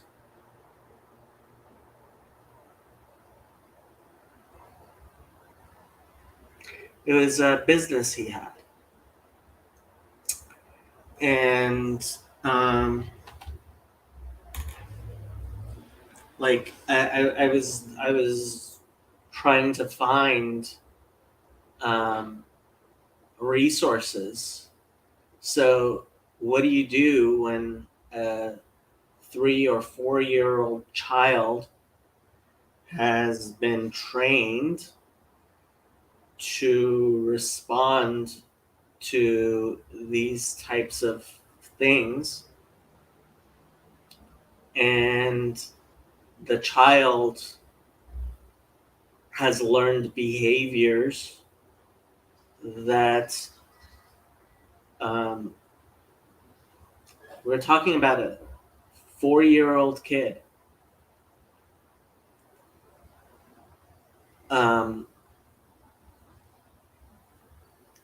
And honestly, like,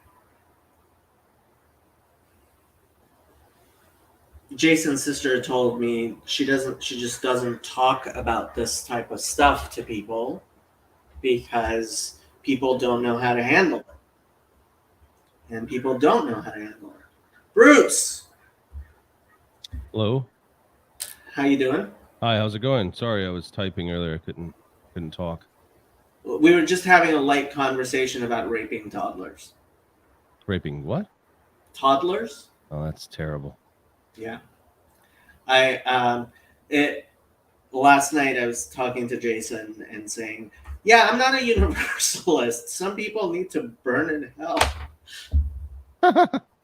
Yeah. That's fair. I can understand that. Yep. So, but I also wouldn't, it's very difficult because it's hard to state that a person can't be forgiven for something they've done, but if they're unrepentant, for sure. If they're unrepentant, for sure. And so this is why we do have a Jewish concept of purgatory, which I know a lot of Protestants don't like the concept of purgatory. I personally do like the concept of purgatory, and I think it is. I think the reason you like it, and many people like it, because it is comforting. But I would say that it's wholly uncomfortable to not have it, and so that's why it's embraced. Well, I mean, I think it's also biblical, but it is comforting. That's a different argument, but it also it comes from.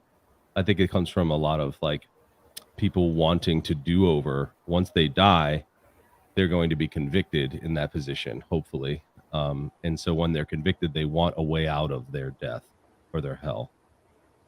Well, we also believe in transmigration of souls, right. Which is more, I would say, is more clear in the Gospels than it is in the Hebrew Bible.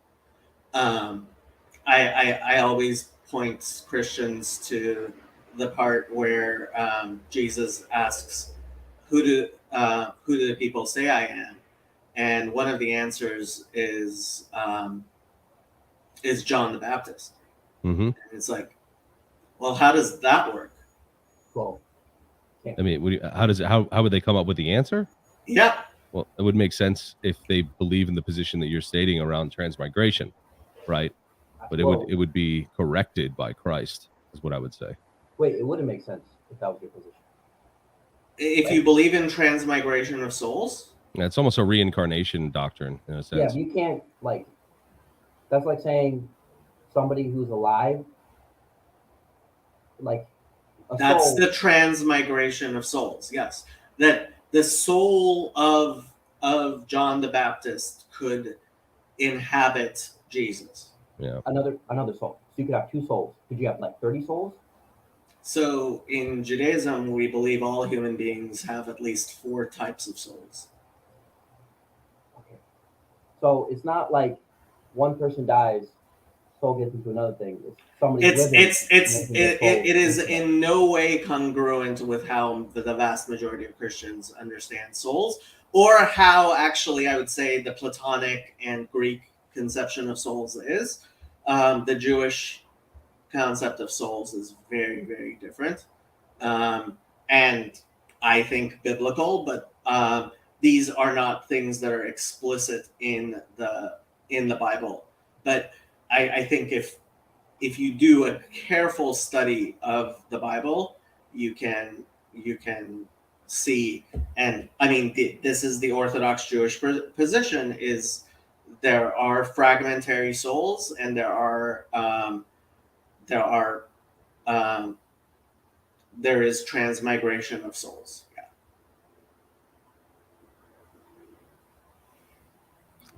Yeah, I mean, on your it soul makes, when you die. yeah. It's the only way to square that circle if there isn't a heaven state or some version of resurrection, right? You'd have to have a version of reincarnation, I think. To square Well, that. we do believe in resurrection and bodily resurrection. Eventually, Yes. yeah, but not for everyone right away, right? Certainly not. Yeah. So that position makes sense in that world. Yeah. So, Bruce, what were you commenting on in the comments? And how have you been? And what are you up to? I've been very busy. But what was I commenting on? Well, I think the person, I don't remember who that was, but they were just sort of talking about their positions. And so they were saying a few things, and I just commented on each of the topics. But like, what did he say? He said he'd be excommunicated from a Catholic church because of the positions he holds, or many churches. Well, I mean, that may be true in some sense, but Billy churches, is not a Trinitarian. Not a what? Trinitarian. Oh, yeah. Okay. And so in that case, like, people are still welcome in the doors. People are a lot of times communion would be fenced depending on the congregation. Some would not. Some would say it's your conscience. And they would say it's up to God for as far as that goes. You may be denied membership. The thing that's interesting about those sorts of claims, though, is like they're coming to a location and stating, I should be able to be a member. Just because I hold different things, different doctrine, different confession, make me a member. And you're being arrogant for not making me a member. Well, I would flip that entirely and say, well, this person's being arrogant, wishing to come in and be a part of communion or congregation with their differences. And so, that's not really a fair example to, charge someone. I don't think Sam has ever tried to impose himself on any church. Yeah, I'm not saying about him. I was talking about the concept at large. I wasn't talking about him. But I mean, he was even going to a church where that practiced open communion, and they still told him to stop taking communion.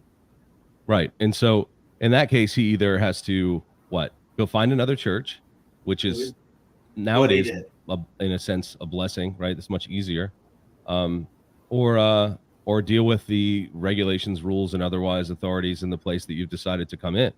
I mean, there are rules, laws, and otherwise that are established in many organizations, secular and Christian. So, I don't see how one can. So be angry of that. I think he had a valid point. I came to a church that practiced open communion specifically, and even though that's what your rules are, your board of elders decided to tell me not to take communion. So he's making a theological position, or at least an argument, and so he would have to come to them with that, and they're not hearing it. This seems to be more basically, like I think that's what he said to the pastor is like, you guys practice open communion, and the pastor's response was, well, the board of elders was considering naming you a false teacher and officially barring you from coming to church at all. Mm-hmm. Well, I mean, that would be the authority of the church and its establishment that you'd have to fall under. So, again, like, what the issue there is that he doesn't like their stances or whatever their definition of open communion is. So he could continue to attend, not excommunicated, just not allowed to take communion. But that's kind of what happens when you join or engage in an organization's activities. He could expose them. He could bring it up to other members, right? Try and like follow a process of. That's not how Sam does things. Yeah, I'm just saying, like, where the convictions lie. Frankly, I've told him, he's constantly trying to bridge between the biblical Unitarians and the Trinitarians, and I think while that's very charitable of him, I think he has to recognize that. Basically, what I tell him is the Trinitarians are lost. I mean, I think he should just give up on the Trinitarians because they're not going to come around. Well, I imagine he came around, right? Well, my wonder. He was raised Unitarian. Oh, I see. Yes, Chad. I think you're having connections problems, Chad. Yeah. Yeah, he seems to be freezing.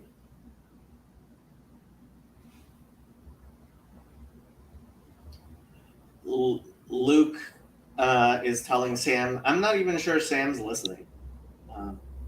Yeah, I mean, if a person tries to speak, tries to reform, change, or otherwise expose, they can either stick it out or they're going to have to leave if they feel convicted in such a way, right? I mean, there are lots of people go to church with all sorts of differences and still stay there. And you can do that, right? That's actually what I've been telling Trey to kind of do. Is you don't need to necessarily try to change an institution. If frankly, like, I go to a Reformed synagogue, God have mercy on my soul. I'm not trying to change I'm not trying to change what they do. And I don't go there with a mission to change them. It's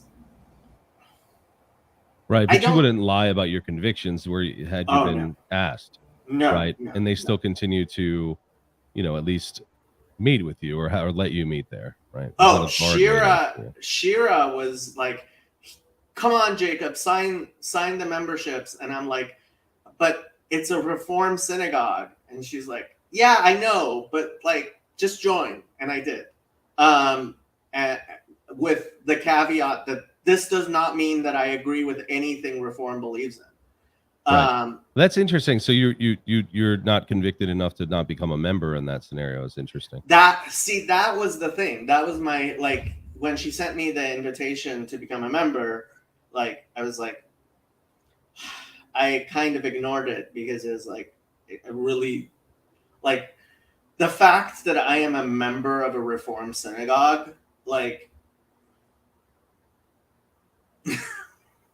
Is it? I mean, there has to be other Orthodox synagogues where you live. Oh, there are tons of Orthodox synagogues, but I go to that synagogue because I do want to support Shira because I think she's somebody worthy of my support in a lot of the stuff that she does, and B, because it's a place I can take Andrew and Trey to, whereas I can't take them to any of the Orthodox synagogues around here. Really? Because they're not believers or not Orthodox. They're not Jewish. Right. They aren't Jewish. Yeah. I mean, if they were Jewish and like a member of a Coptic church and a JW, that would be a lot easier than taking. Right.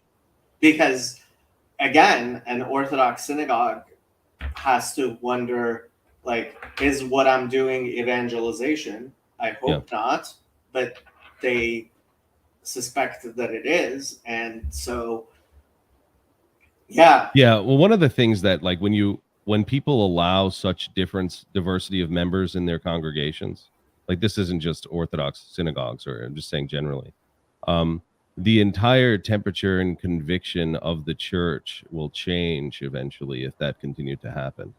And so you'd either have to have a hard line in the polity of the church so that it never reached the level of elder, deacon, or authorities, or eventually it would change. I mean, most likely.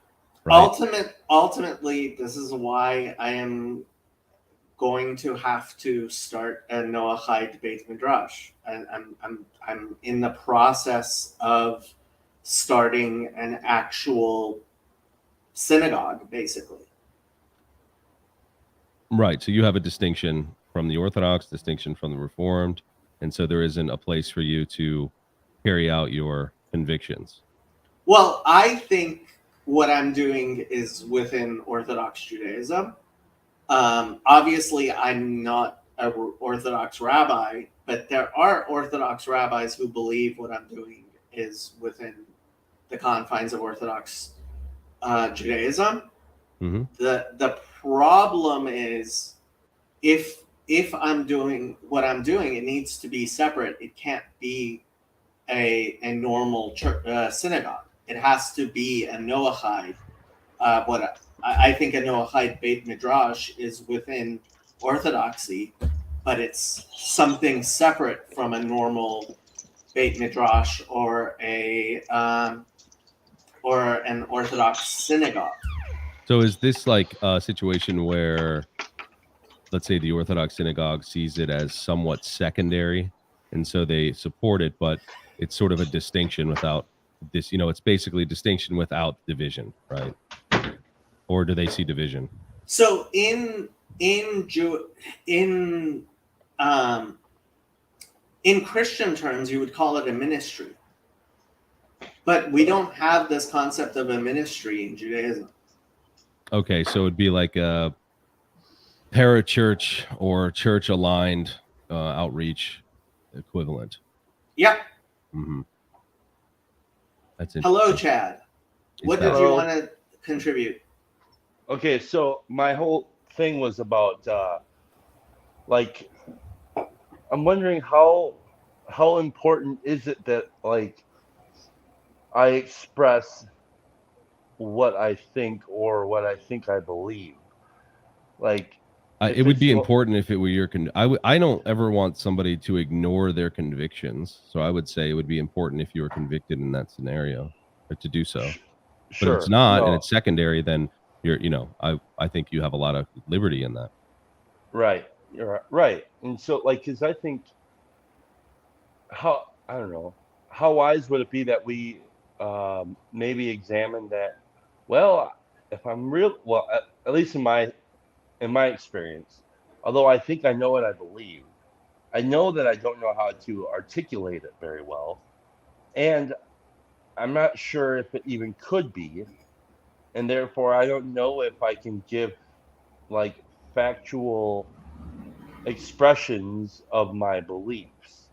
And so therefore, if I'm honest with myself, I would have to say, basically, I don't know exactly. And so like, this is like, so for me, I stopped saying the creed at my church. Partly because it's something I read Jesus said, which was, let your yeses be yeses and your noes be noes. And so when they do the creed, I just the creed I have is yes, I believe. Yes, I believe. But I don't know what that means exactly. You know what I mean? So, and then I wonder, well, how much of a big deal am I making out of this stuff? Like, to be honest, I mean, it's kind of wacko. It's a wacko. Well, it depends on whether or not you think it's a hill to die on if you're convicted in that direction. Right. So, no, right. Let me give an example from my life. So this Reformed synagogue I go to performs. So they only have liturgy on Friday nights, and there's a part of the liturgy that usually isn't done on Friday nights anyway that they do, and they've changed the wording from "He who resurrects the dead" to "He who resurrects all things," because they don't believe in the resurrection of the dead.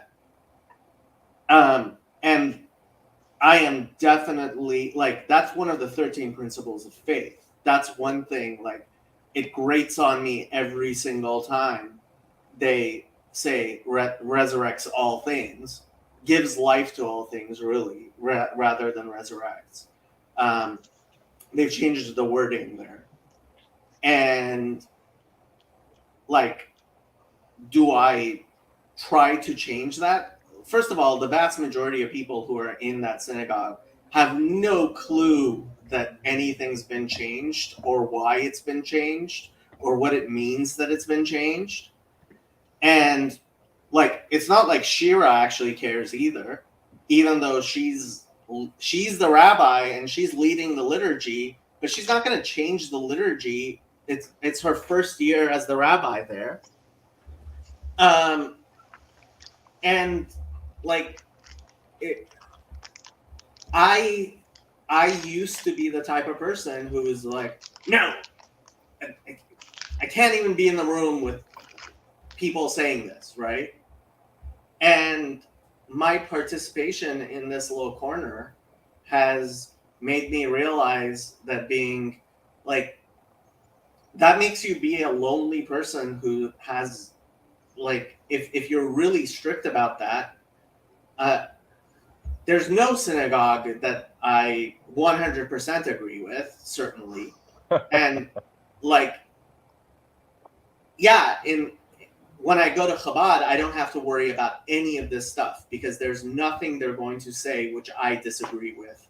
Because yeah, I do fit in with Chabad, but at the same time, should I be removing myself from this synagogue that I go to and I can take people to, and I have a good relationship with Shira, and who's the rabbi there?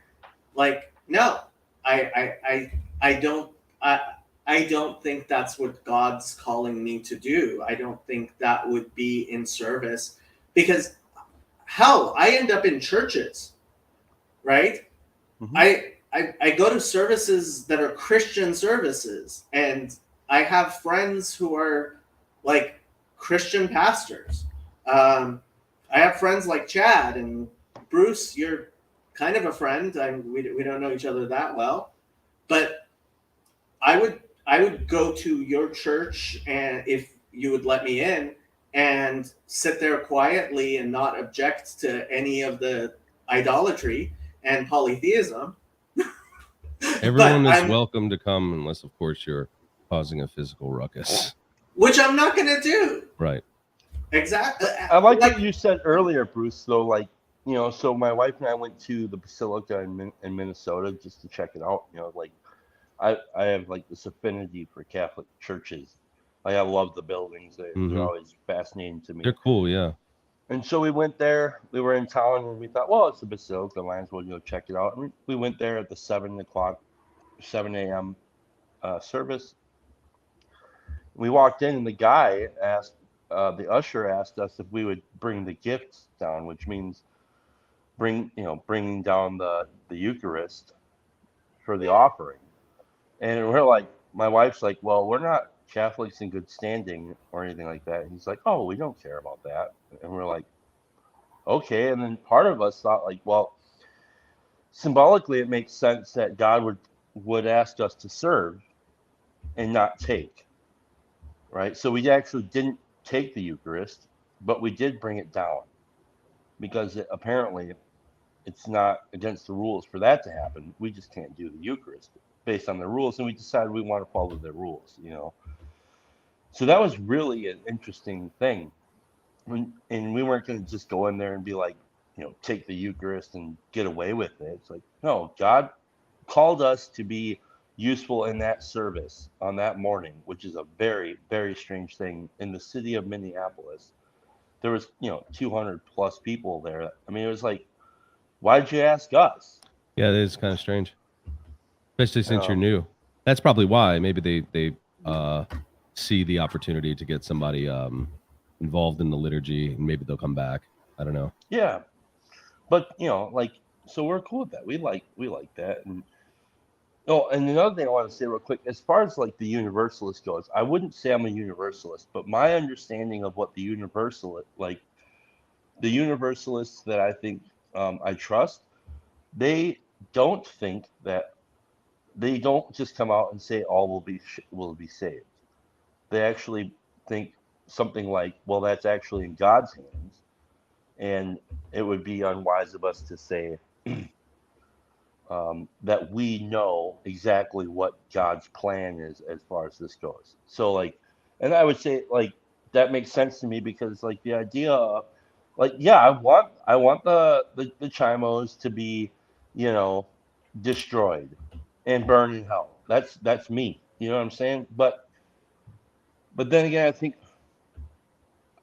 if we're gonna say that God is all loving, powerful creator, that is something that's so far beyond my comprehension, if I'm honest about that. And I would say, as grotesque of an idea as it is, I would say that it is possible that God would redeem these people. And and so I don't know, like there's something about that idea that there is a humility behind that idea that I think is wise. Now there's the other way that you're saying, well, no, everybody gets in, and maybe, I don't know, but probably not. But then again, what the hell do I know? You know what I mean? I'm not God. So my hope as somebody who is trying to seek God and trying to have this walk of faith, my hope is, well, thank God I don't have to decide first, but I think as grotesque of an idea as it is, that the most despicable and disgusting being to ever walk the face of the earth could possibly be redeemed. And as disgusting of an idea as that is, I almost have to believe that God would be able to do that and could, if he found it necessary. So I think that's an honest universalist position. It's probably not theological, but maybe it is. It seems pretty theologically sound to me. I mean, I would actually kind of agree with that idea, but again, I believe in transmigration of souls, and I believe in purgatory, and I believe God has his ways of making things happen, and I believe that the suffering we see in this world is somehow related to God redeeming and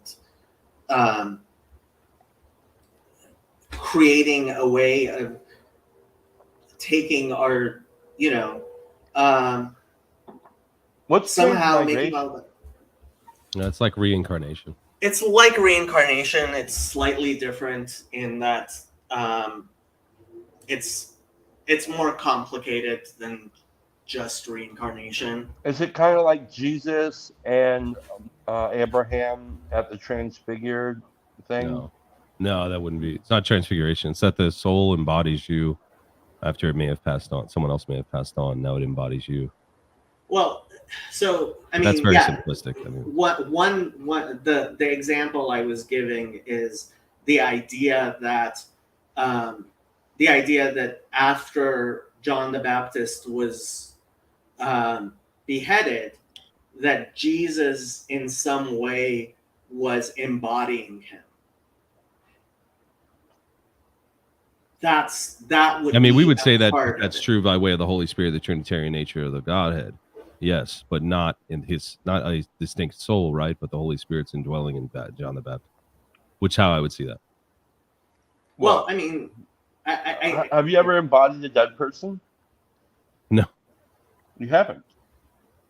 I mean, unless you mean Christ, but he's not dead. And then, like, I don't know what you mean by embodied. Embalmed? How about like some spiritual thing? Somebody that you've known that you're very close with, maybe. And maybe you're able to tell a story about that person that gets at the essence of that person. Oh, I see. And you're actually able to convey that to another person. That's like an embodiment where, or like, let's say when PBK always talks about, people say, oh, you look exactly like your dad, or you have your dad's mannerisms, or whatever it is. Like I think that's something similar to what we're saying here. Right, I see what you're saying. Constantly happening. I mean, I think that's true, and there's an image bearer state that is passed on to all created beings, right? All right. So, in that sense, there's unity, and then there's unity in all those born again, and the Holy Spirit unity, right? But I don't. I mean, I wouldn't see this. I think that to take the metaphor like you're saying and apply it to like a like a reincarnated state. I'm not going there, but I see what you mean. In a sense, you are embodying the memory of that person. And in a way, isn't the idea of Adam sinning and this Adam's sin being passed down to every person thereafter a similar idea? I mean, I get it's a curse on the seeds, right? So yes and no. It's not this. The difference is each soul is distinct in the Christian perspective, and I guess it would still be distinct in that perspective, but you have multiple. So Yeah, so it's just things like this. I think it's healthy to ask questions about and wonder about, but see, this is why I would never take a position on it other than to say, well, God knows. And maybe in that way, I guess I'm probably Calvinist in a weird way. Because like I say, well, I think I was born alcoholic, and God used the power of alcoholism to bring me to my knees so that I would seek God, so that I'd be able to serve others. And maybe in that way, I have very Calvinistic similarities. But so it's like, honestly, guys, if it matters to you, wonderful. But what is the highest thing here that we're trying to do? And I think it's seek God and help others. Something like that. right, I see. Yeah, and I would understand what you mean. I mean, if you're holding the fact that God is sovereign over all things very tightly, and that is a Calvinistic position, but that's a position of even Orthodox Jews or even Arminians or anyone else. It's just distinctive, right? It's That's kind of my point. Yeah. I would say, I mean, I think that, like you said, it's to love God and to serve others. I agree. I think that the chief role of man is to know and love God, and serving others comes out of that. That's how I would see it. But I do see what you mean. What does know mean, though? I mean, well, what I mean is that might be pedantic, but still, it's like, because I think when we say that, some people will say that, and that actually will become a weaponized phrase rather than an embodied belief. Yeah, well, I mean, just because like the principle remains, albeit the use of the principle may be poor. I would say like to know and love God is to a constant pursuit of God's will, and love, which is a resting in God's truth and understanding that. And that's a lifelong pursuit where I think we were made as image bearers to worship God. So in that sense, like, that's what I mean. But you're right in that people could take knowledge and make it the highest priority. And then you have a really twisted view of your own ego for the sake of knowledge gathering and beating people with it. When they say, well, can you explain, what do you mean? Like, so how do you know God? And then you start trying to explain that, and they say, oh, you're off the list, fella. You got to get out of it. It's like, I don't know, like, because how my brother knows my father and my mother's a little different than how I know him, and I think like that's how God will come to you and how God will come to Jacob. Maybe very, very, very, almost infinitely similar, but then almost infinitely different, right? And like there's ways that we need to be able to kind of integrate that, and this is where I think grace and humility are very important in the conversations that we have with each other, because I don't know. I know it's this kind of winsome porn, but I'm not really trying to do that. I'm trying to. It's kind of almost a fool's errand to try and be convincing to somebody who's very, very locked in their beliefs, because I know what that's like too. But as somebody was saying, it becomes a very small world, so small that I can't even live in it anymore when it gets that tight, and that's just a tough place to be. And I actually hope that everybody goes through that experience, because in some ways that will be the greatest teacher that you'll have in knowing what your limitations are. I was sitting here as this conversation was going, trying to think, okay, how could this in some way be understood in ways that might be heretical or against what are, because we're talking about things which are definitely in the 13 principles of Jewish belief, and as I was sitting there thinking and listening to Chad about, and it was like, Chad's putting this way better than I usually do. Like, in over defining things, in being too sure about what you believe about how God will punish or not punish. So, like, one of the 13 principles of faith is to believe that God will punish the wicked and reward the meritorious. And lots of people have very specific beliefs about how that will be. And it's in being too specific is where you cross the line in Orthodox Judaism.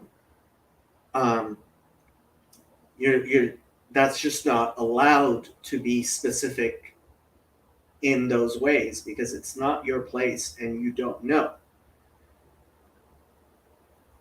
At a certain point, you know something, though, right? I mean, there's some definition of wicked, or some definition of good. Oh yeah, that's not shared, question, right? Yeah, but I'm saying at some point there's a distinction made, and the question is really where is the gradient as far as how specific you get on that distinction. Well, I think like this. I mean, I could pull up Maimonides.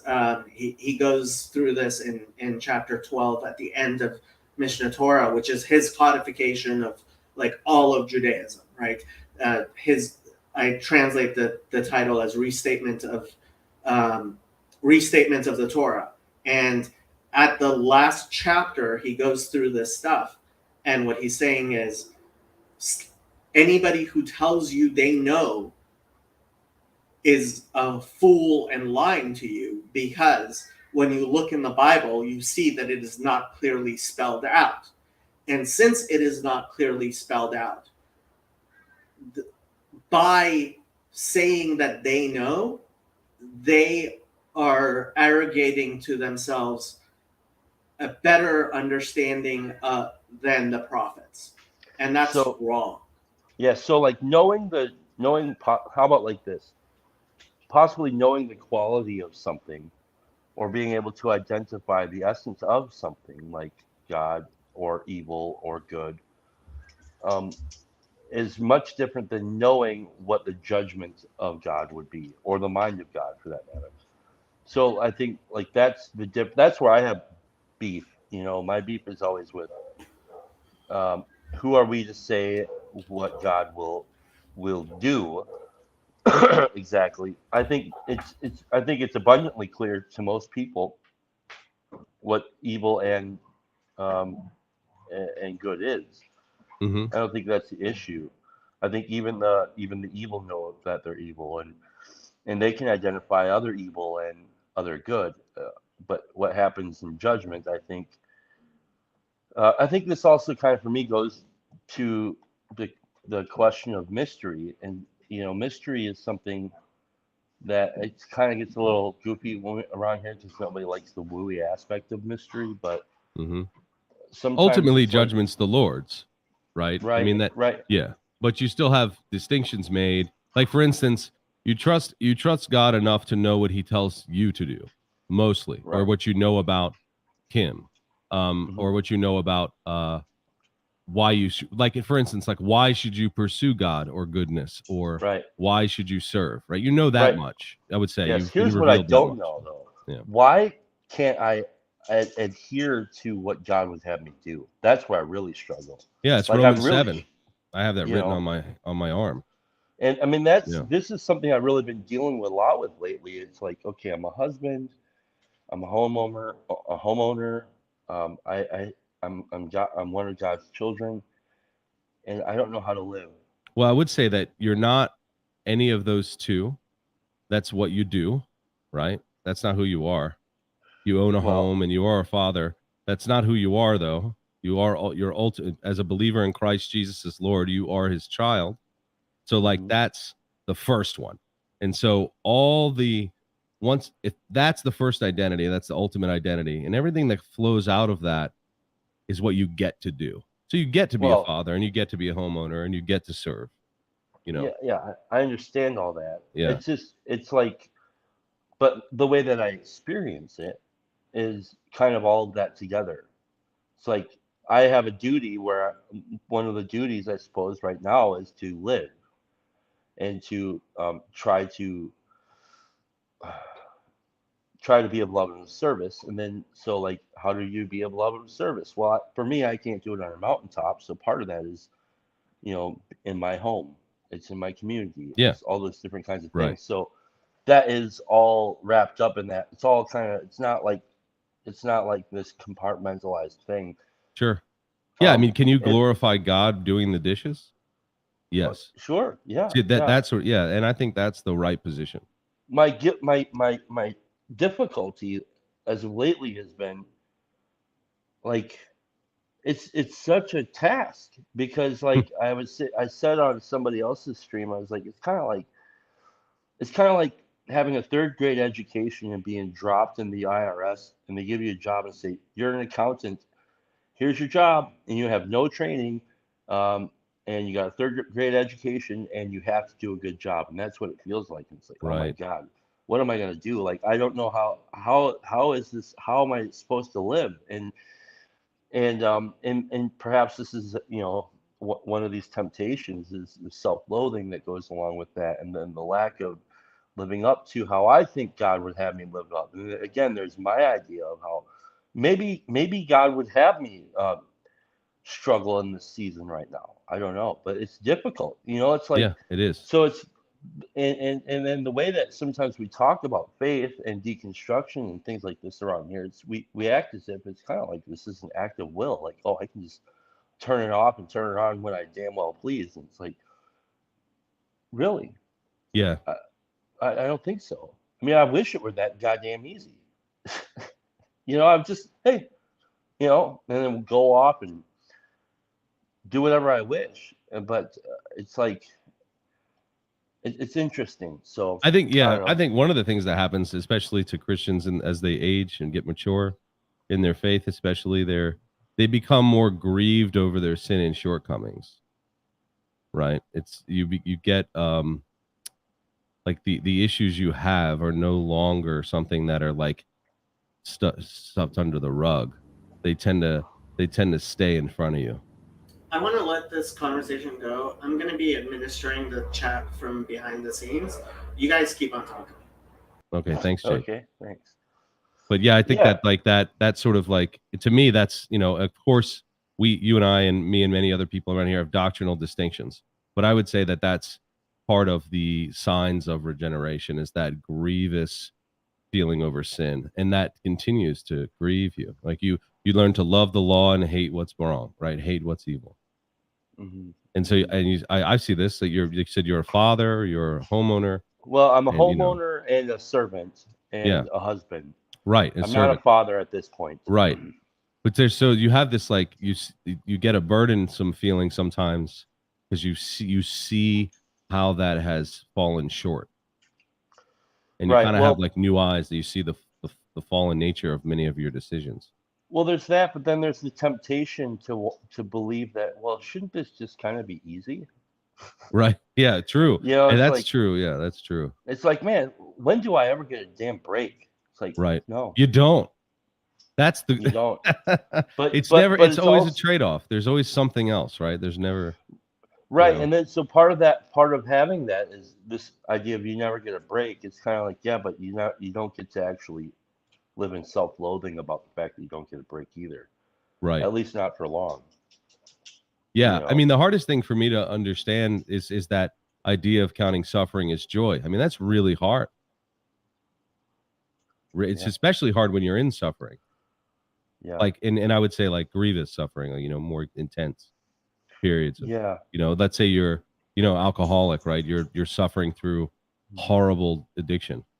That's hard to have joy in your suffering. Mhm. That's the call, but it's very difficult Well, that's in the next drink. for many moment- people. At least yeah, for momentarily, you know. yeah. That's why But it's so that's, hard is to it give really a up. joy though, right? We're not, you know, that's sort No. of like just keep suffering, you know. Right. But I Yeah, do understand so- what you mean. Yeah, and another part kind of attached to this struggle is, it's like, well, somebody's got to have the right answers, right? Is it the Catholics? Is it the Orthodox Jews? Is it the Orthodox? It's like why can't we just have something that's really simple or maybe not simple, because I kind of like the idea of the Catholic practices and like the kind of like the rigid dogmas and the going through this traditional thing, like the idea of that, even though I'm not doing any of that, because nothing's really preventing me from doing that. But like the idea of that makes it sound like, well, maybe then I could actually be on a little more of an easy street here, or feel more secure. And then I wonder, kind of like PBK talks about, some people are just some people just win the lottery in temperament, and like he was one of the guys, and I was one of the guys that didn't win the lottery in temperament. Like the lottery I won in temperament is just neuroticism, and which gives me a lot of gifts. I'm sure. I mean, I'm sure it feeds artistry and wonder and all these different kinds of things. But like, there's all these trade-offs. So like, you can see how a guy like me can start spinning. It's like, I really want to do well, but I'm not that committed to figuring out who's got the right answer either. Because I think that's why the calling is to rest in Christ, right, and not man. But it is very difficult, of course. But if we keep being swayed by every wind of doctrine, that's a warning, right? You want to pursue Christ, and so, but it's easy to get box checking and say, okay, now things are going to be better, but the grass isn't always greener on the other side. Sometimes it's astroturf, and you really just needed to water your own lawn. I told Jacob this years ago. I said, the grass isn't always greener. The greener it gets, the blacker it gets. So that's true. But also, like, sometimes you got to just you got to water your lawn. You know what I mean? Yeah. Or work. Yeah. And that's how I, see that. It is, I find much of the aesthetic appeal in many of the other traditions, new and old. In many of the new traditions, I mean, their production is incredible. You know what I mean? Some of them, their music is so well put together. It's like an incredible feat, and in the tradition you have a massive amount of beauty. But I don't find myself pining to move there, but I understand its appeal. And if I'm not careful, I'll fall into that too. That's how I see it. And then you could even see it in the Mormon tradition as well. There's a giant familial appeal that I think lots of people get swayed by, or the Jewish appeal, which is also rigid in some practices. But I don't know that you're going to get away from the sufferings of life or its toil by adopting some other position of right. That's what I mean. Yeah, that's just kind of, again, like, well, that would just be classic spiritual malady activity. Yeah. I also think that a lot of people, I'm not saying this is you, Chad, I think a lot of people come to their position, like whatever church they're at, not out of conviction, but out of tradition, or it's been giving to you, meaning tradition, right? So they're and then when you're not convicted to be there, it sometimes becomes easy to be swayed or looking with rose-colored glasses at other traditions, right? And that's something that many like children of believers fall into, because they are acting maybe not out of conviction, but out of habit or out of tradition. Yeah. So like the way that we found ours, well, we were looking for something that was like, my wife grew up with Catholic, so she liked the Catholic liturgy. She thought that I wasn't going to be able to really handle the Catholic thing because of all of the stuff that goes along with that, all of the actions and this, and like, and not only in the liturgy, but like the rosary, the saints, all this different kinds of stuff. And so she's like, yeah, it's going to be kind of too much for you. And then recently she said, well, No, because you're going to get too rigid on that. And so we decided that we would check out this. We knew we didn't want to do the big production church like you just said, Mhm.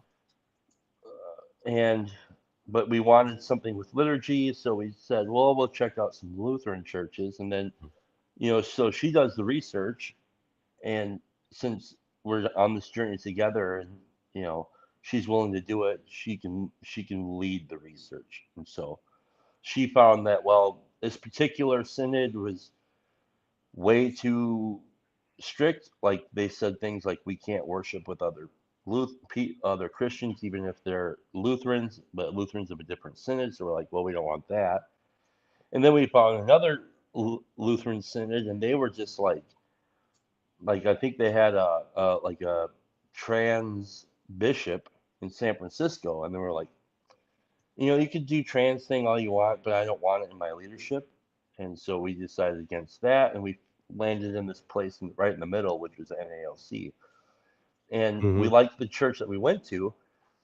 And then we ended up, because they had some particular issues at that church that we didn't want to be involved with, so we moved to a different church that had the same synod. And they're like 9 minutes from our house. And so that's why we're there. And it's like, well, they got the liturgy. They're all about family. They're definitely a big community. They're part of they're a staple in the community, which is a very small community. And we're like, this is it for us. We like it. And they it's weird because they nabbed us up right away. Like they put me on stewardship and finance committee. I'm like, what? Like right away. And it's like they must have guessed, well, if these people don't get like active, they're gonna be out of here or something. So they put us involved in that, which is great. And Yeah. I'm not really interested in hopping around from different sects or anything. Like to me, none of it makes that big of a deal. I do like some of the tradition. I don't like Luther, so born in a Lutheran church, am I a Lutheran?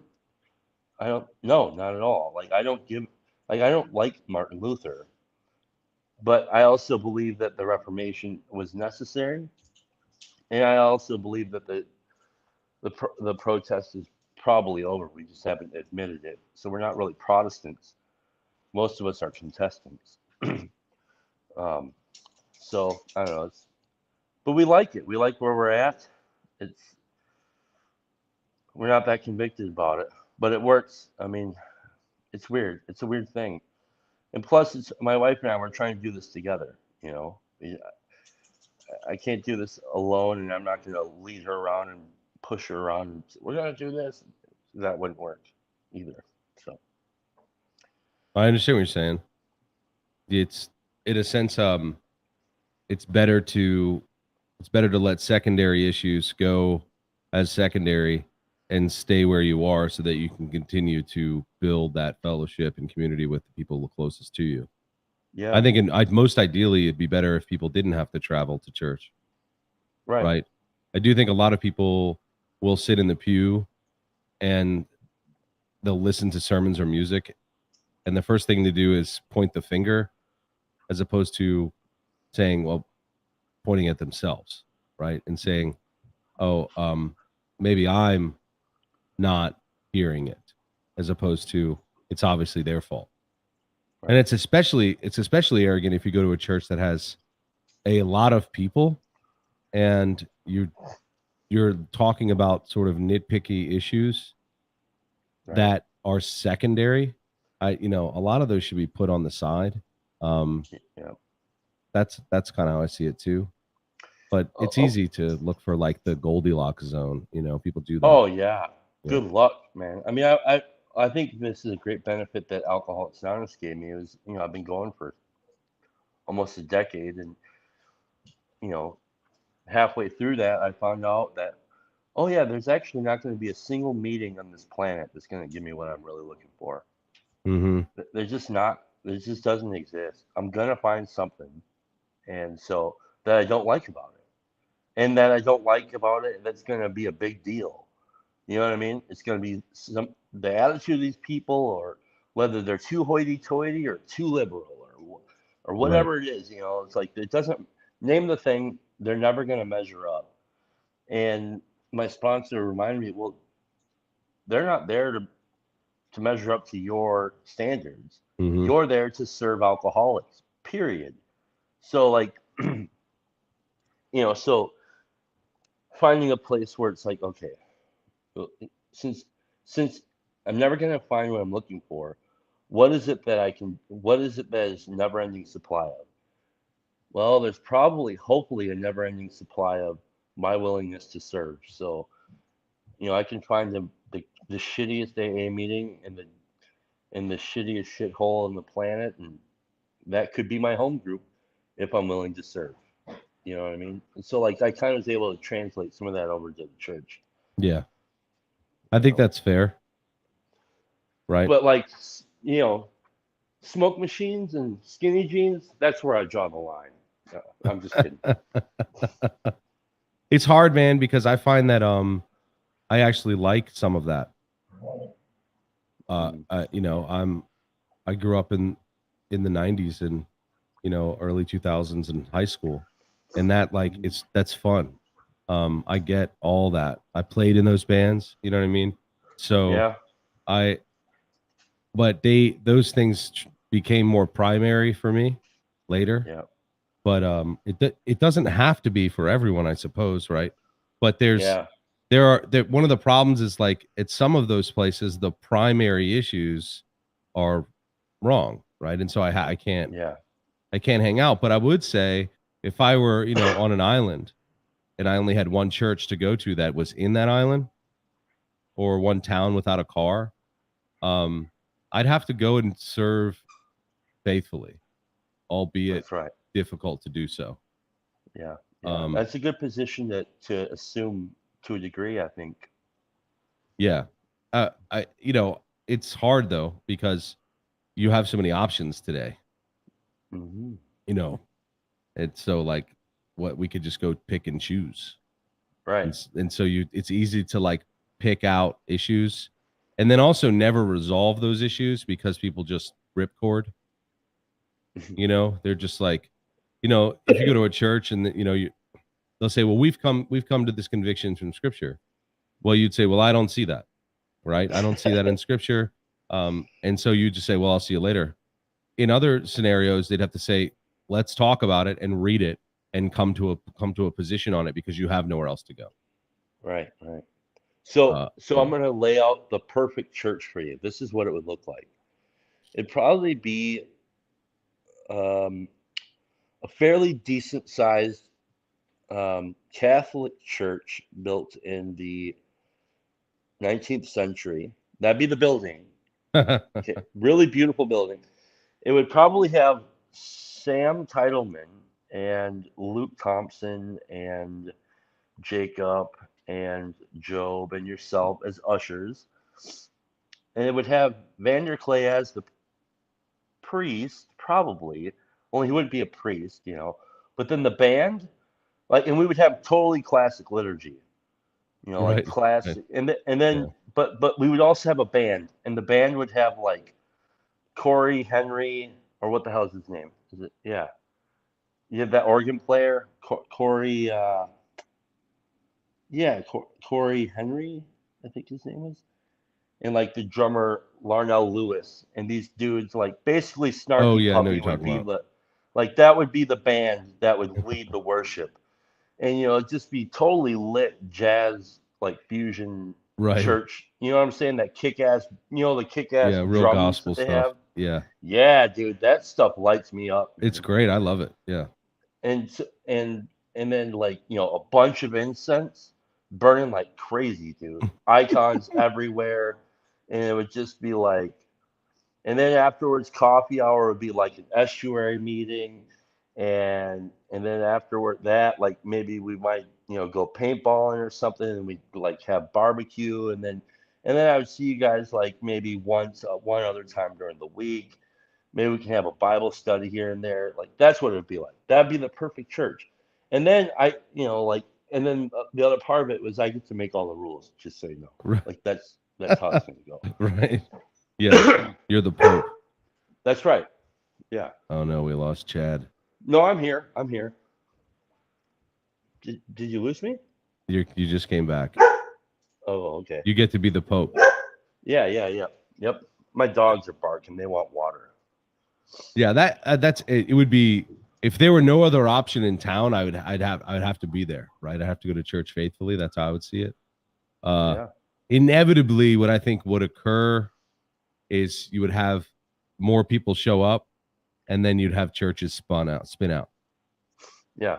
That's how it goes, really. Like, you know, it'd be me, the staunch, stodgy Calvinist that they call me, in the corner, and then like maybe another one would come, and then like 5 would come, and then 10, and then there'd be like a Universalist Unitarian, and then they 4 or 5, and then you would just say, well, we're just going to meet at our own church, but you still maintain relationship with these people and do all sorts of things together anyway. But and that's just what happens. But if that doesn't happen and you're on an island, there's no more, thing. But think of it this way: it's going to happen inevitably, possibly because you have, let's say, I come in, my wife and I come there, and we have 20 children. Well, in 15 years or ever long, you've got a whole small church now of my conviction, right? So it's hard. In other words, what I'm trying to say is it's hard to like maintain that line forever and ever, amen, and not have dissension and division. Especially if you have to get Sam out of there, because Sam is going to teach your kids, and he's going to pollute that's another thing, right? People would say like, I have stewardship over my children to teach them my convictions, right? And let's say you have someone coming that's like, no, I women pastors, and love is love, and let's have gays, being, and now you have to say, well, like, I got to tell my kids this is wrong, right? Maybe we'll still go, maybe we'll still have dinner with them and everything, but you're going to tell them what you tell them, and that's going to cause an issue too. It's easy to paint those scenarios, like especially as mature. Like I'm 36 now, right? And we could probably like get over a lot of differences and just stay there. Yeah. But you're gonna have other generations in there, Yeah, well, and you and I have probably talked more than I've talked to most people in my church.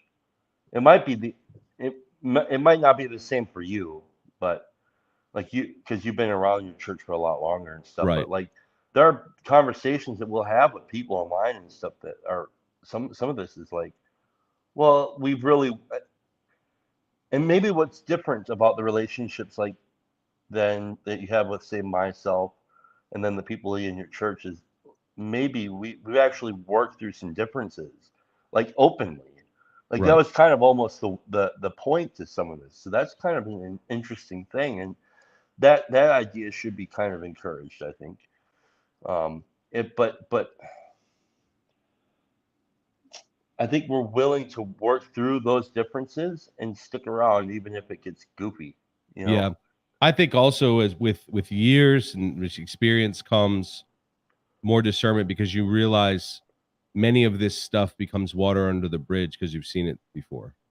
Yeah. When you're young, it seems like, no, this is going to be bad. We must fix this now because there's no more time. Mm-hmm. But I think as you get older, you're like, oh, there's a lot of time. Right. To get through these issues. But again, I do, there's a whole other side to that. I do think that it is imperative to preach the gospel and tell people the truth of the word, because it is life and death in my position. Mm-hmm. So as much as I understand this position of like, live and let God find them, I think we are instrumentally used to do that work. And so we're talking about ultimate salvation here. We're all, eternity. So that is in the more forefront of my mind than others. And so that makes things a little harder, I think, when there are people that are not as convicted in that evangelical mindset, right? They're not going to go hard on new people or old people or whoever and say, hey, like, you got to get things right today. So I think you got to put both. It's very hard to hold both things. Like it's immediately important, but also you have a lot of time, I would say fundamentally, we believe the same we would believe the same thing. Fundamentally, I think or that concept Yeah. is a fundamental piece of my life. I think we have completely different ideas about what that looks like practically. Mm-hmm. You know, and I would say like right now, I think we're doing it to a degree, right? So if we have an audience, we're probably kind of doing that a little bit. Mm-hmm. But I would think any conversation that I have about around, well, here's a good example. The other day I was working in a kitchen. I was grouting this guy's kitchen, and it was so cool. I got to actually use some of the tools I picked up in the corner here on conversation. And we were just talking about books and stuff. And I knew right away, I knew what this dude's like political position was and all that stuff. None of it came up. I didn't have to even come close to touching it because I already knew. I don't care. You know, I'm there to do a job, and I want to try to have a good conversation with somebody. You know, and what was interesting was I was able to talk about being faithful without having to sell them on or drive the hook in. And I was just able, it was nice. It was like, so in a way I was doing what you're saying, but I'm not interested in selling him any of this stuff. It's like, but I think what that guy, like at that, in each case is a little different, right? This guy wants to have a good conversation with somebody. And maybe that's what maybe he needs to see somebody and have an experience with another person who is embodying the evangelistic spirit rather than it's kind of like the idea of, I can't remember who said it, but something like, you know, preach the word of God, and when you have to use words, something like that. Yeah, preach the gospel but when necessary, use words. Right, and so that's big deal for me. So yeah, I understand that. I would say I would say that, but I say it's both. Ultimately, when it's appropriate. But yeah, I think that your life and your church should be a pleasant aroma to even the sojourner, even the person that's not in the church. Right? I believe that for sure. So in that sense, I totally agree. But I also think that I'm convicted that you shouldn't just hand wave away all knowledge inquiries or all versions of all things relating to words and propositions. I think that those are imperative, right? But that also comes to the idea that, I think that God is revealed through Scripture, and Scripture are words, and we have to discuss it and talk about it and labor in it. We can have disagreements, but that's, to me, is like where the words come in. But again, I understand that position too, right? Like, let's act like what we are convicted by, right? Let's act that way, and I totally agree with that. Mm-hmm.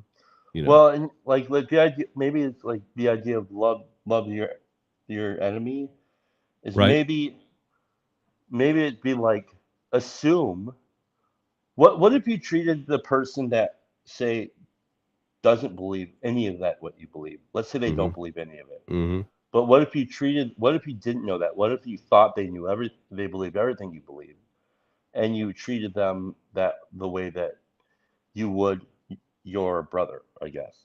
So that's the concept. It's a hard thing to do, because like the temptation is trying to manage this person's beliefs, I think, because you care, but then you got to be careful, because sometimes ego gets wrapped up in that, and so it's like, well, because I like silly imagery. It's like, what if the dude, you're walking by the cliff, you see a guy hanging on the cliff, and you're like, hey, do you believe in, what do you think about the Catholics or Joe Biden or whatever? And it's like, well, fuck this guy. He doesn't believe anything I believe, so screw him.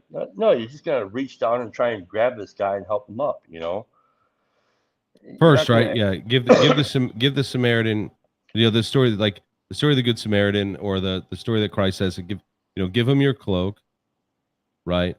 But also make disciples and teach them the ways that I've commanded you. You got to hold both of them. It's very hard to do, I think. Right. But it does. We are commanded to serve, and teach. Right. Right. Because there's through a fine commands. line about the Pharisee not being like them, but Yeah, doing right. as they, like it's such a fine line. This is why I love Christ, because, or one of the many reasons, like the biblical Christ is such an interesting dude. Like, oh man, it's so funny. Like, it's just crazy because like you can't manage him. You can't manage you can't manage him. Can't manage Christ. Mm-hmm. Yeah, good luck, dude. Yeah, I mean, he's God incarnate. So it's hilarious. So what are you gonna? Yeah, are you gonna tell God what to do? You're gonna tell Sometimes, Christ what to do? I'm sure gonna try sometimes. That's for sure. But if we're honest with ourselves, yeah, are you gonna? The only way that Christ could go to the cross is if he goes willingly, right? Mm-hmm. You think you're gonna put Jesus? You think you put God on the cross through your own will? Yeah. That's know what I mean? Yeah. Well, boy, that's the beauty of the story. Yeah, that whole thing is. That whole thing, like this idea of Nietzsche saying we killed God, and there's we can't wash the blood off our hands. Mm-hmm. I'm not sure I like that, but like there's an interesting thing about how that literally is true. When we kind of did that, we put him up on that cross, we drove those nails in, all that Mm-hmm. stuff. Like mm-hmm. it's and then like I don't know. I don't know. I just find myself at work sometimes thinking about these crazy things. Like, wow, yeah. Yeah, I mean, what makes us? Yeah, it's true. We did put him there in our sin, but that's also what makes us qualified to be a Christian. Our sin. Oh yeah. Right, and so both of those things are beautiful, very difficult to comprehend, mysterious, but also sobering realities. As far as I would, it's extremely sobering.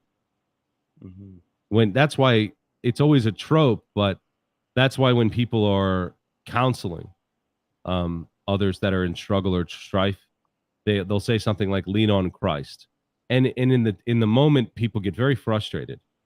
Yeah. But if you've ever leaned on Christ, if you've ever thought about that, the sobering effect that it has is very, very hard to put into words.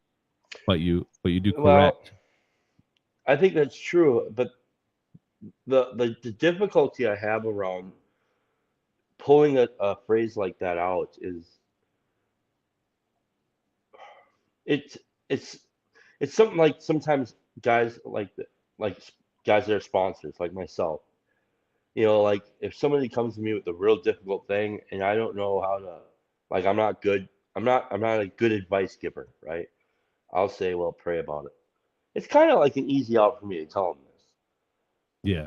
And like sometimes the pulling out the lean on Christ thing, it's like sometimes it'll be so apparent that they would never even come to you to have them say that. Like they would already be doing it. You know what I mean? Well, it falls kind empty. of goes back. Yeah. It falls empty if there's no action. Right. Well, it kind of goes back to the problem I was having earlier in the stream that we're talking about. It's like, yes, but like, what does that mean?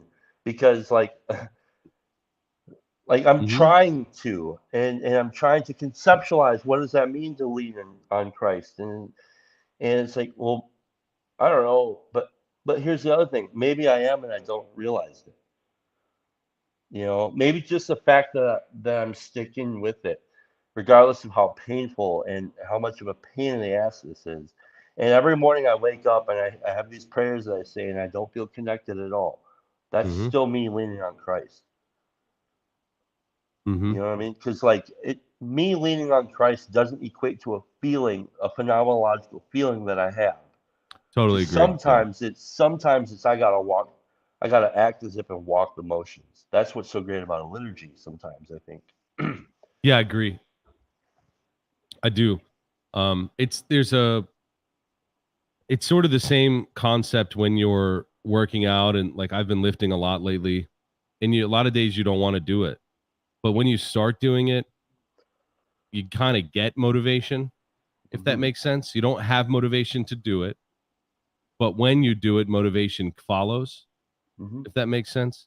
And so it's those times when you do things out of habit and then the motivation follows that you build a little bit more.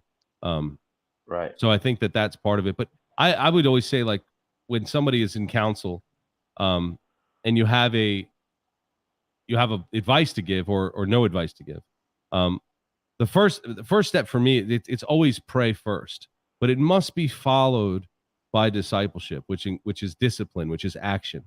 It can't be empty. And I think if you take your prayer seriously, it won't be empty. There will be, even if that means, depending on the scenario, that the action is continued prayer with the person, or giving them a hug, or, you know, driving them wherever they need to go, or, you know, having food, whatever that is. But there's action that follows the faith commitment, you know. And I think that it's easy to just brush it off and say, well, you know, all right, I'll pray for you. Let's just pray about it. You know, that's easy in a sense. Right. Yeah. Well, I Not think that that's hard what- is better, but I just think it must follow. Right. Well, sometimes the action is I'm here regardless of what I think or feel about it. I'm in it. I'm in, and I don't feel connected. And what does that feeling connected have to do with anything? Yeah. This, like, you know, this is God's word, not mine. Totally Like, agree. I have to remember I'm not in the results game. Like sometimes I just am not gonna be connected. Period. It is what it is. Like, who am I to? How egotistical is it for me to think that I always have to feel connected at all times, and always have to feel good about and feel like this like overinflated, imaginative version, enchanted version of spirituality, where I'm just feeling like, man, I can just float across the room. It's like, no, man. Sometimes it's like I'm sitting there like feeling completely vacant, thinking I wish I could just cry about this because I don't know what the hell I'm supposed to be feeling. But then I'm like, no, you know, I am just where I'm at right now, because that's where it is. I don't know, maybe that's just where it is. And I try and share this stuff, like, if somebody's out there listening, because, like, I'll tell you what, I thought, like, well, if you're gonna be a Christian now, this should be a lot easier, you know? Shit, dude. It's, in some ways, man, I'm like, and the screwiest thing about it is, like, I can't just like be like, well, I'm out. Like, that's crazy. Like, to me, I don't understand how people supposedly just do that. Because I think if you do that, you actually, all you've done is say you're out, but you're still left with the lingering, haunting convictions that you'll still have. So it's like, just because you say you're out and you're not going to the damn church no more, and you're not calling those people anymore, doesn't mean you're not, you know, you're not haunted by convictions. And so, yeah, I don't think it was ever meant to get easier. You I know? don't think so at all. I think What about Stefan and like all these other dudes? You know, or Stephen? Is Stephen the dude that was stoned? You know, like, and all the other apostles and stuff like this. Like, no, it wasn't going to be easier. Yeah, it's definitely not easy. I mean, the apostles' lives were far from easy. Right. You know, another great examples of that. There's a great book. I mean, it's kind of heavy, but I think it's awesome. It's called The Christian Complete Armor, by William Gurnall. And he discusses the idea that Paul, even in chains, is not writing to get himself out of jail. He's not picking the lock. He's not writing politically. He's not fighting. He's writing to the church and laboring in his chains. You know, so that kind of confidence that they had is something that we can only pray to achieve.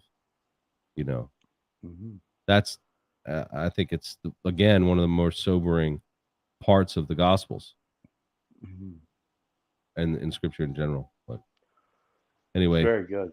I'm gonna get going myself, man. It was really great talking to you. Hey, man. Yeah, likewise. I really appreciate you, Bruce. Hey, You dude. too, Chad. Another topic.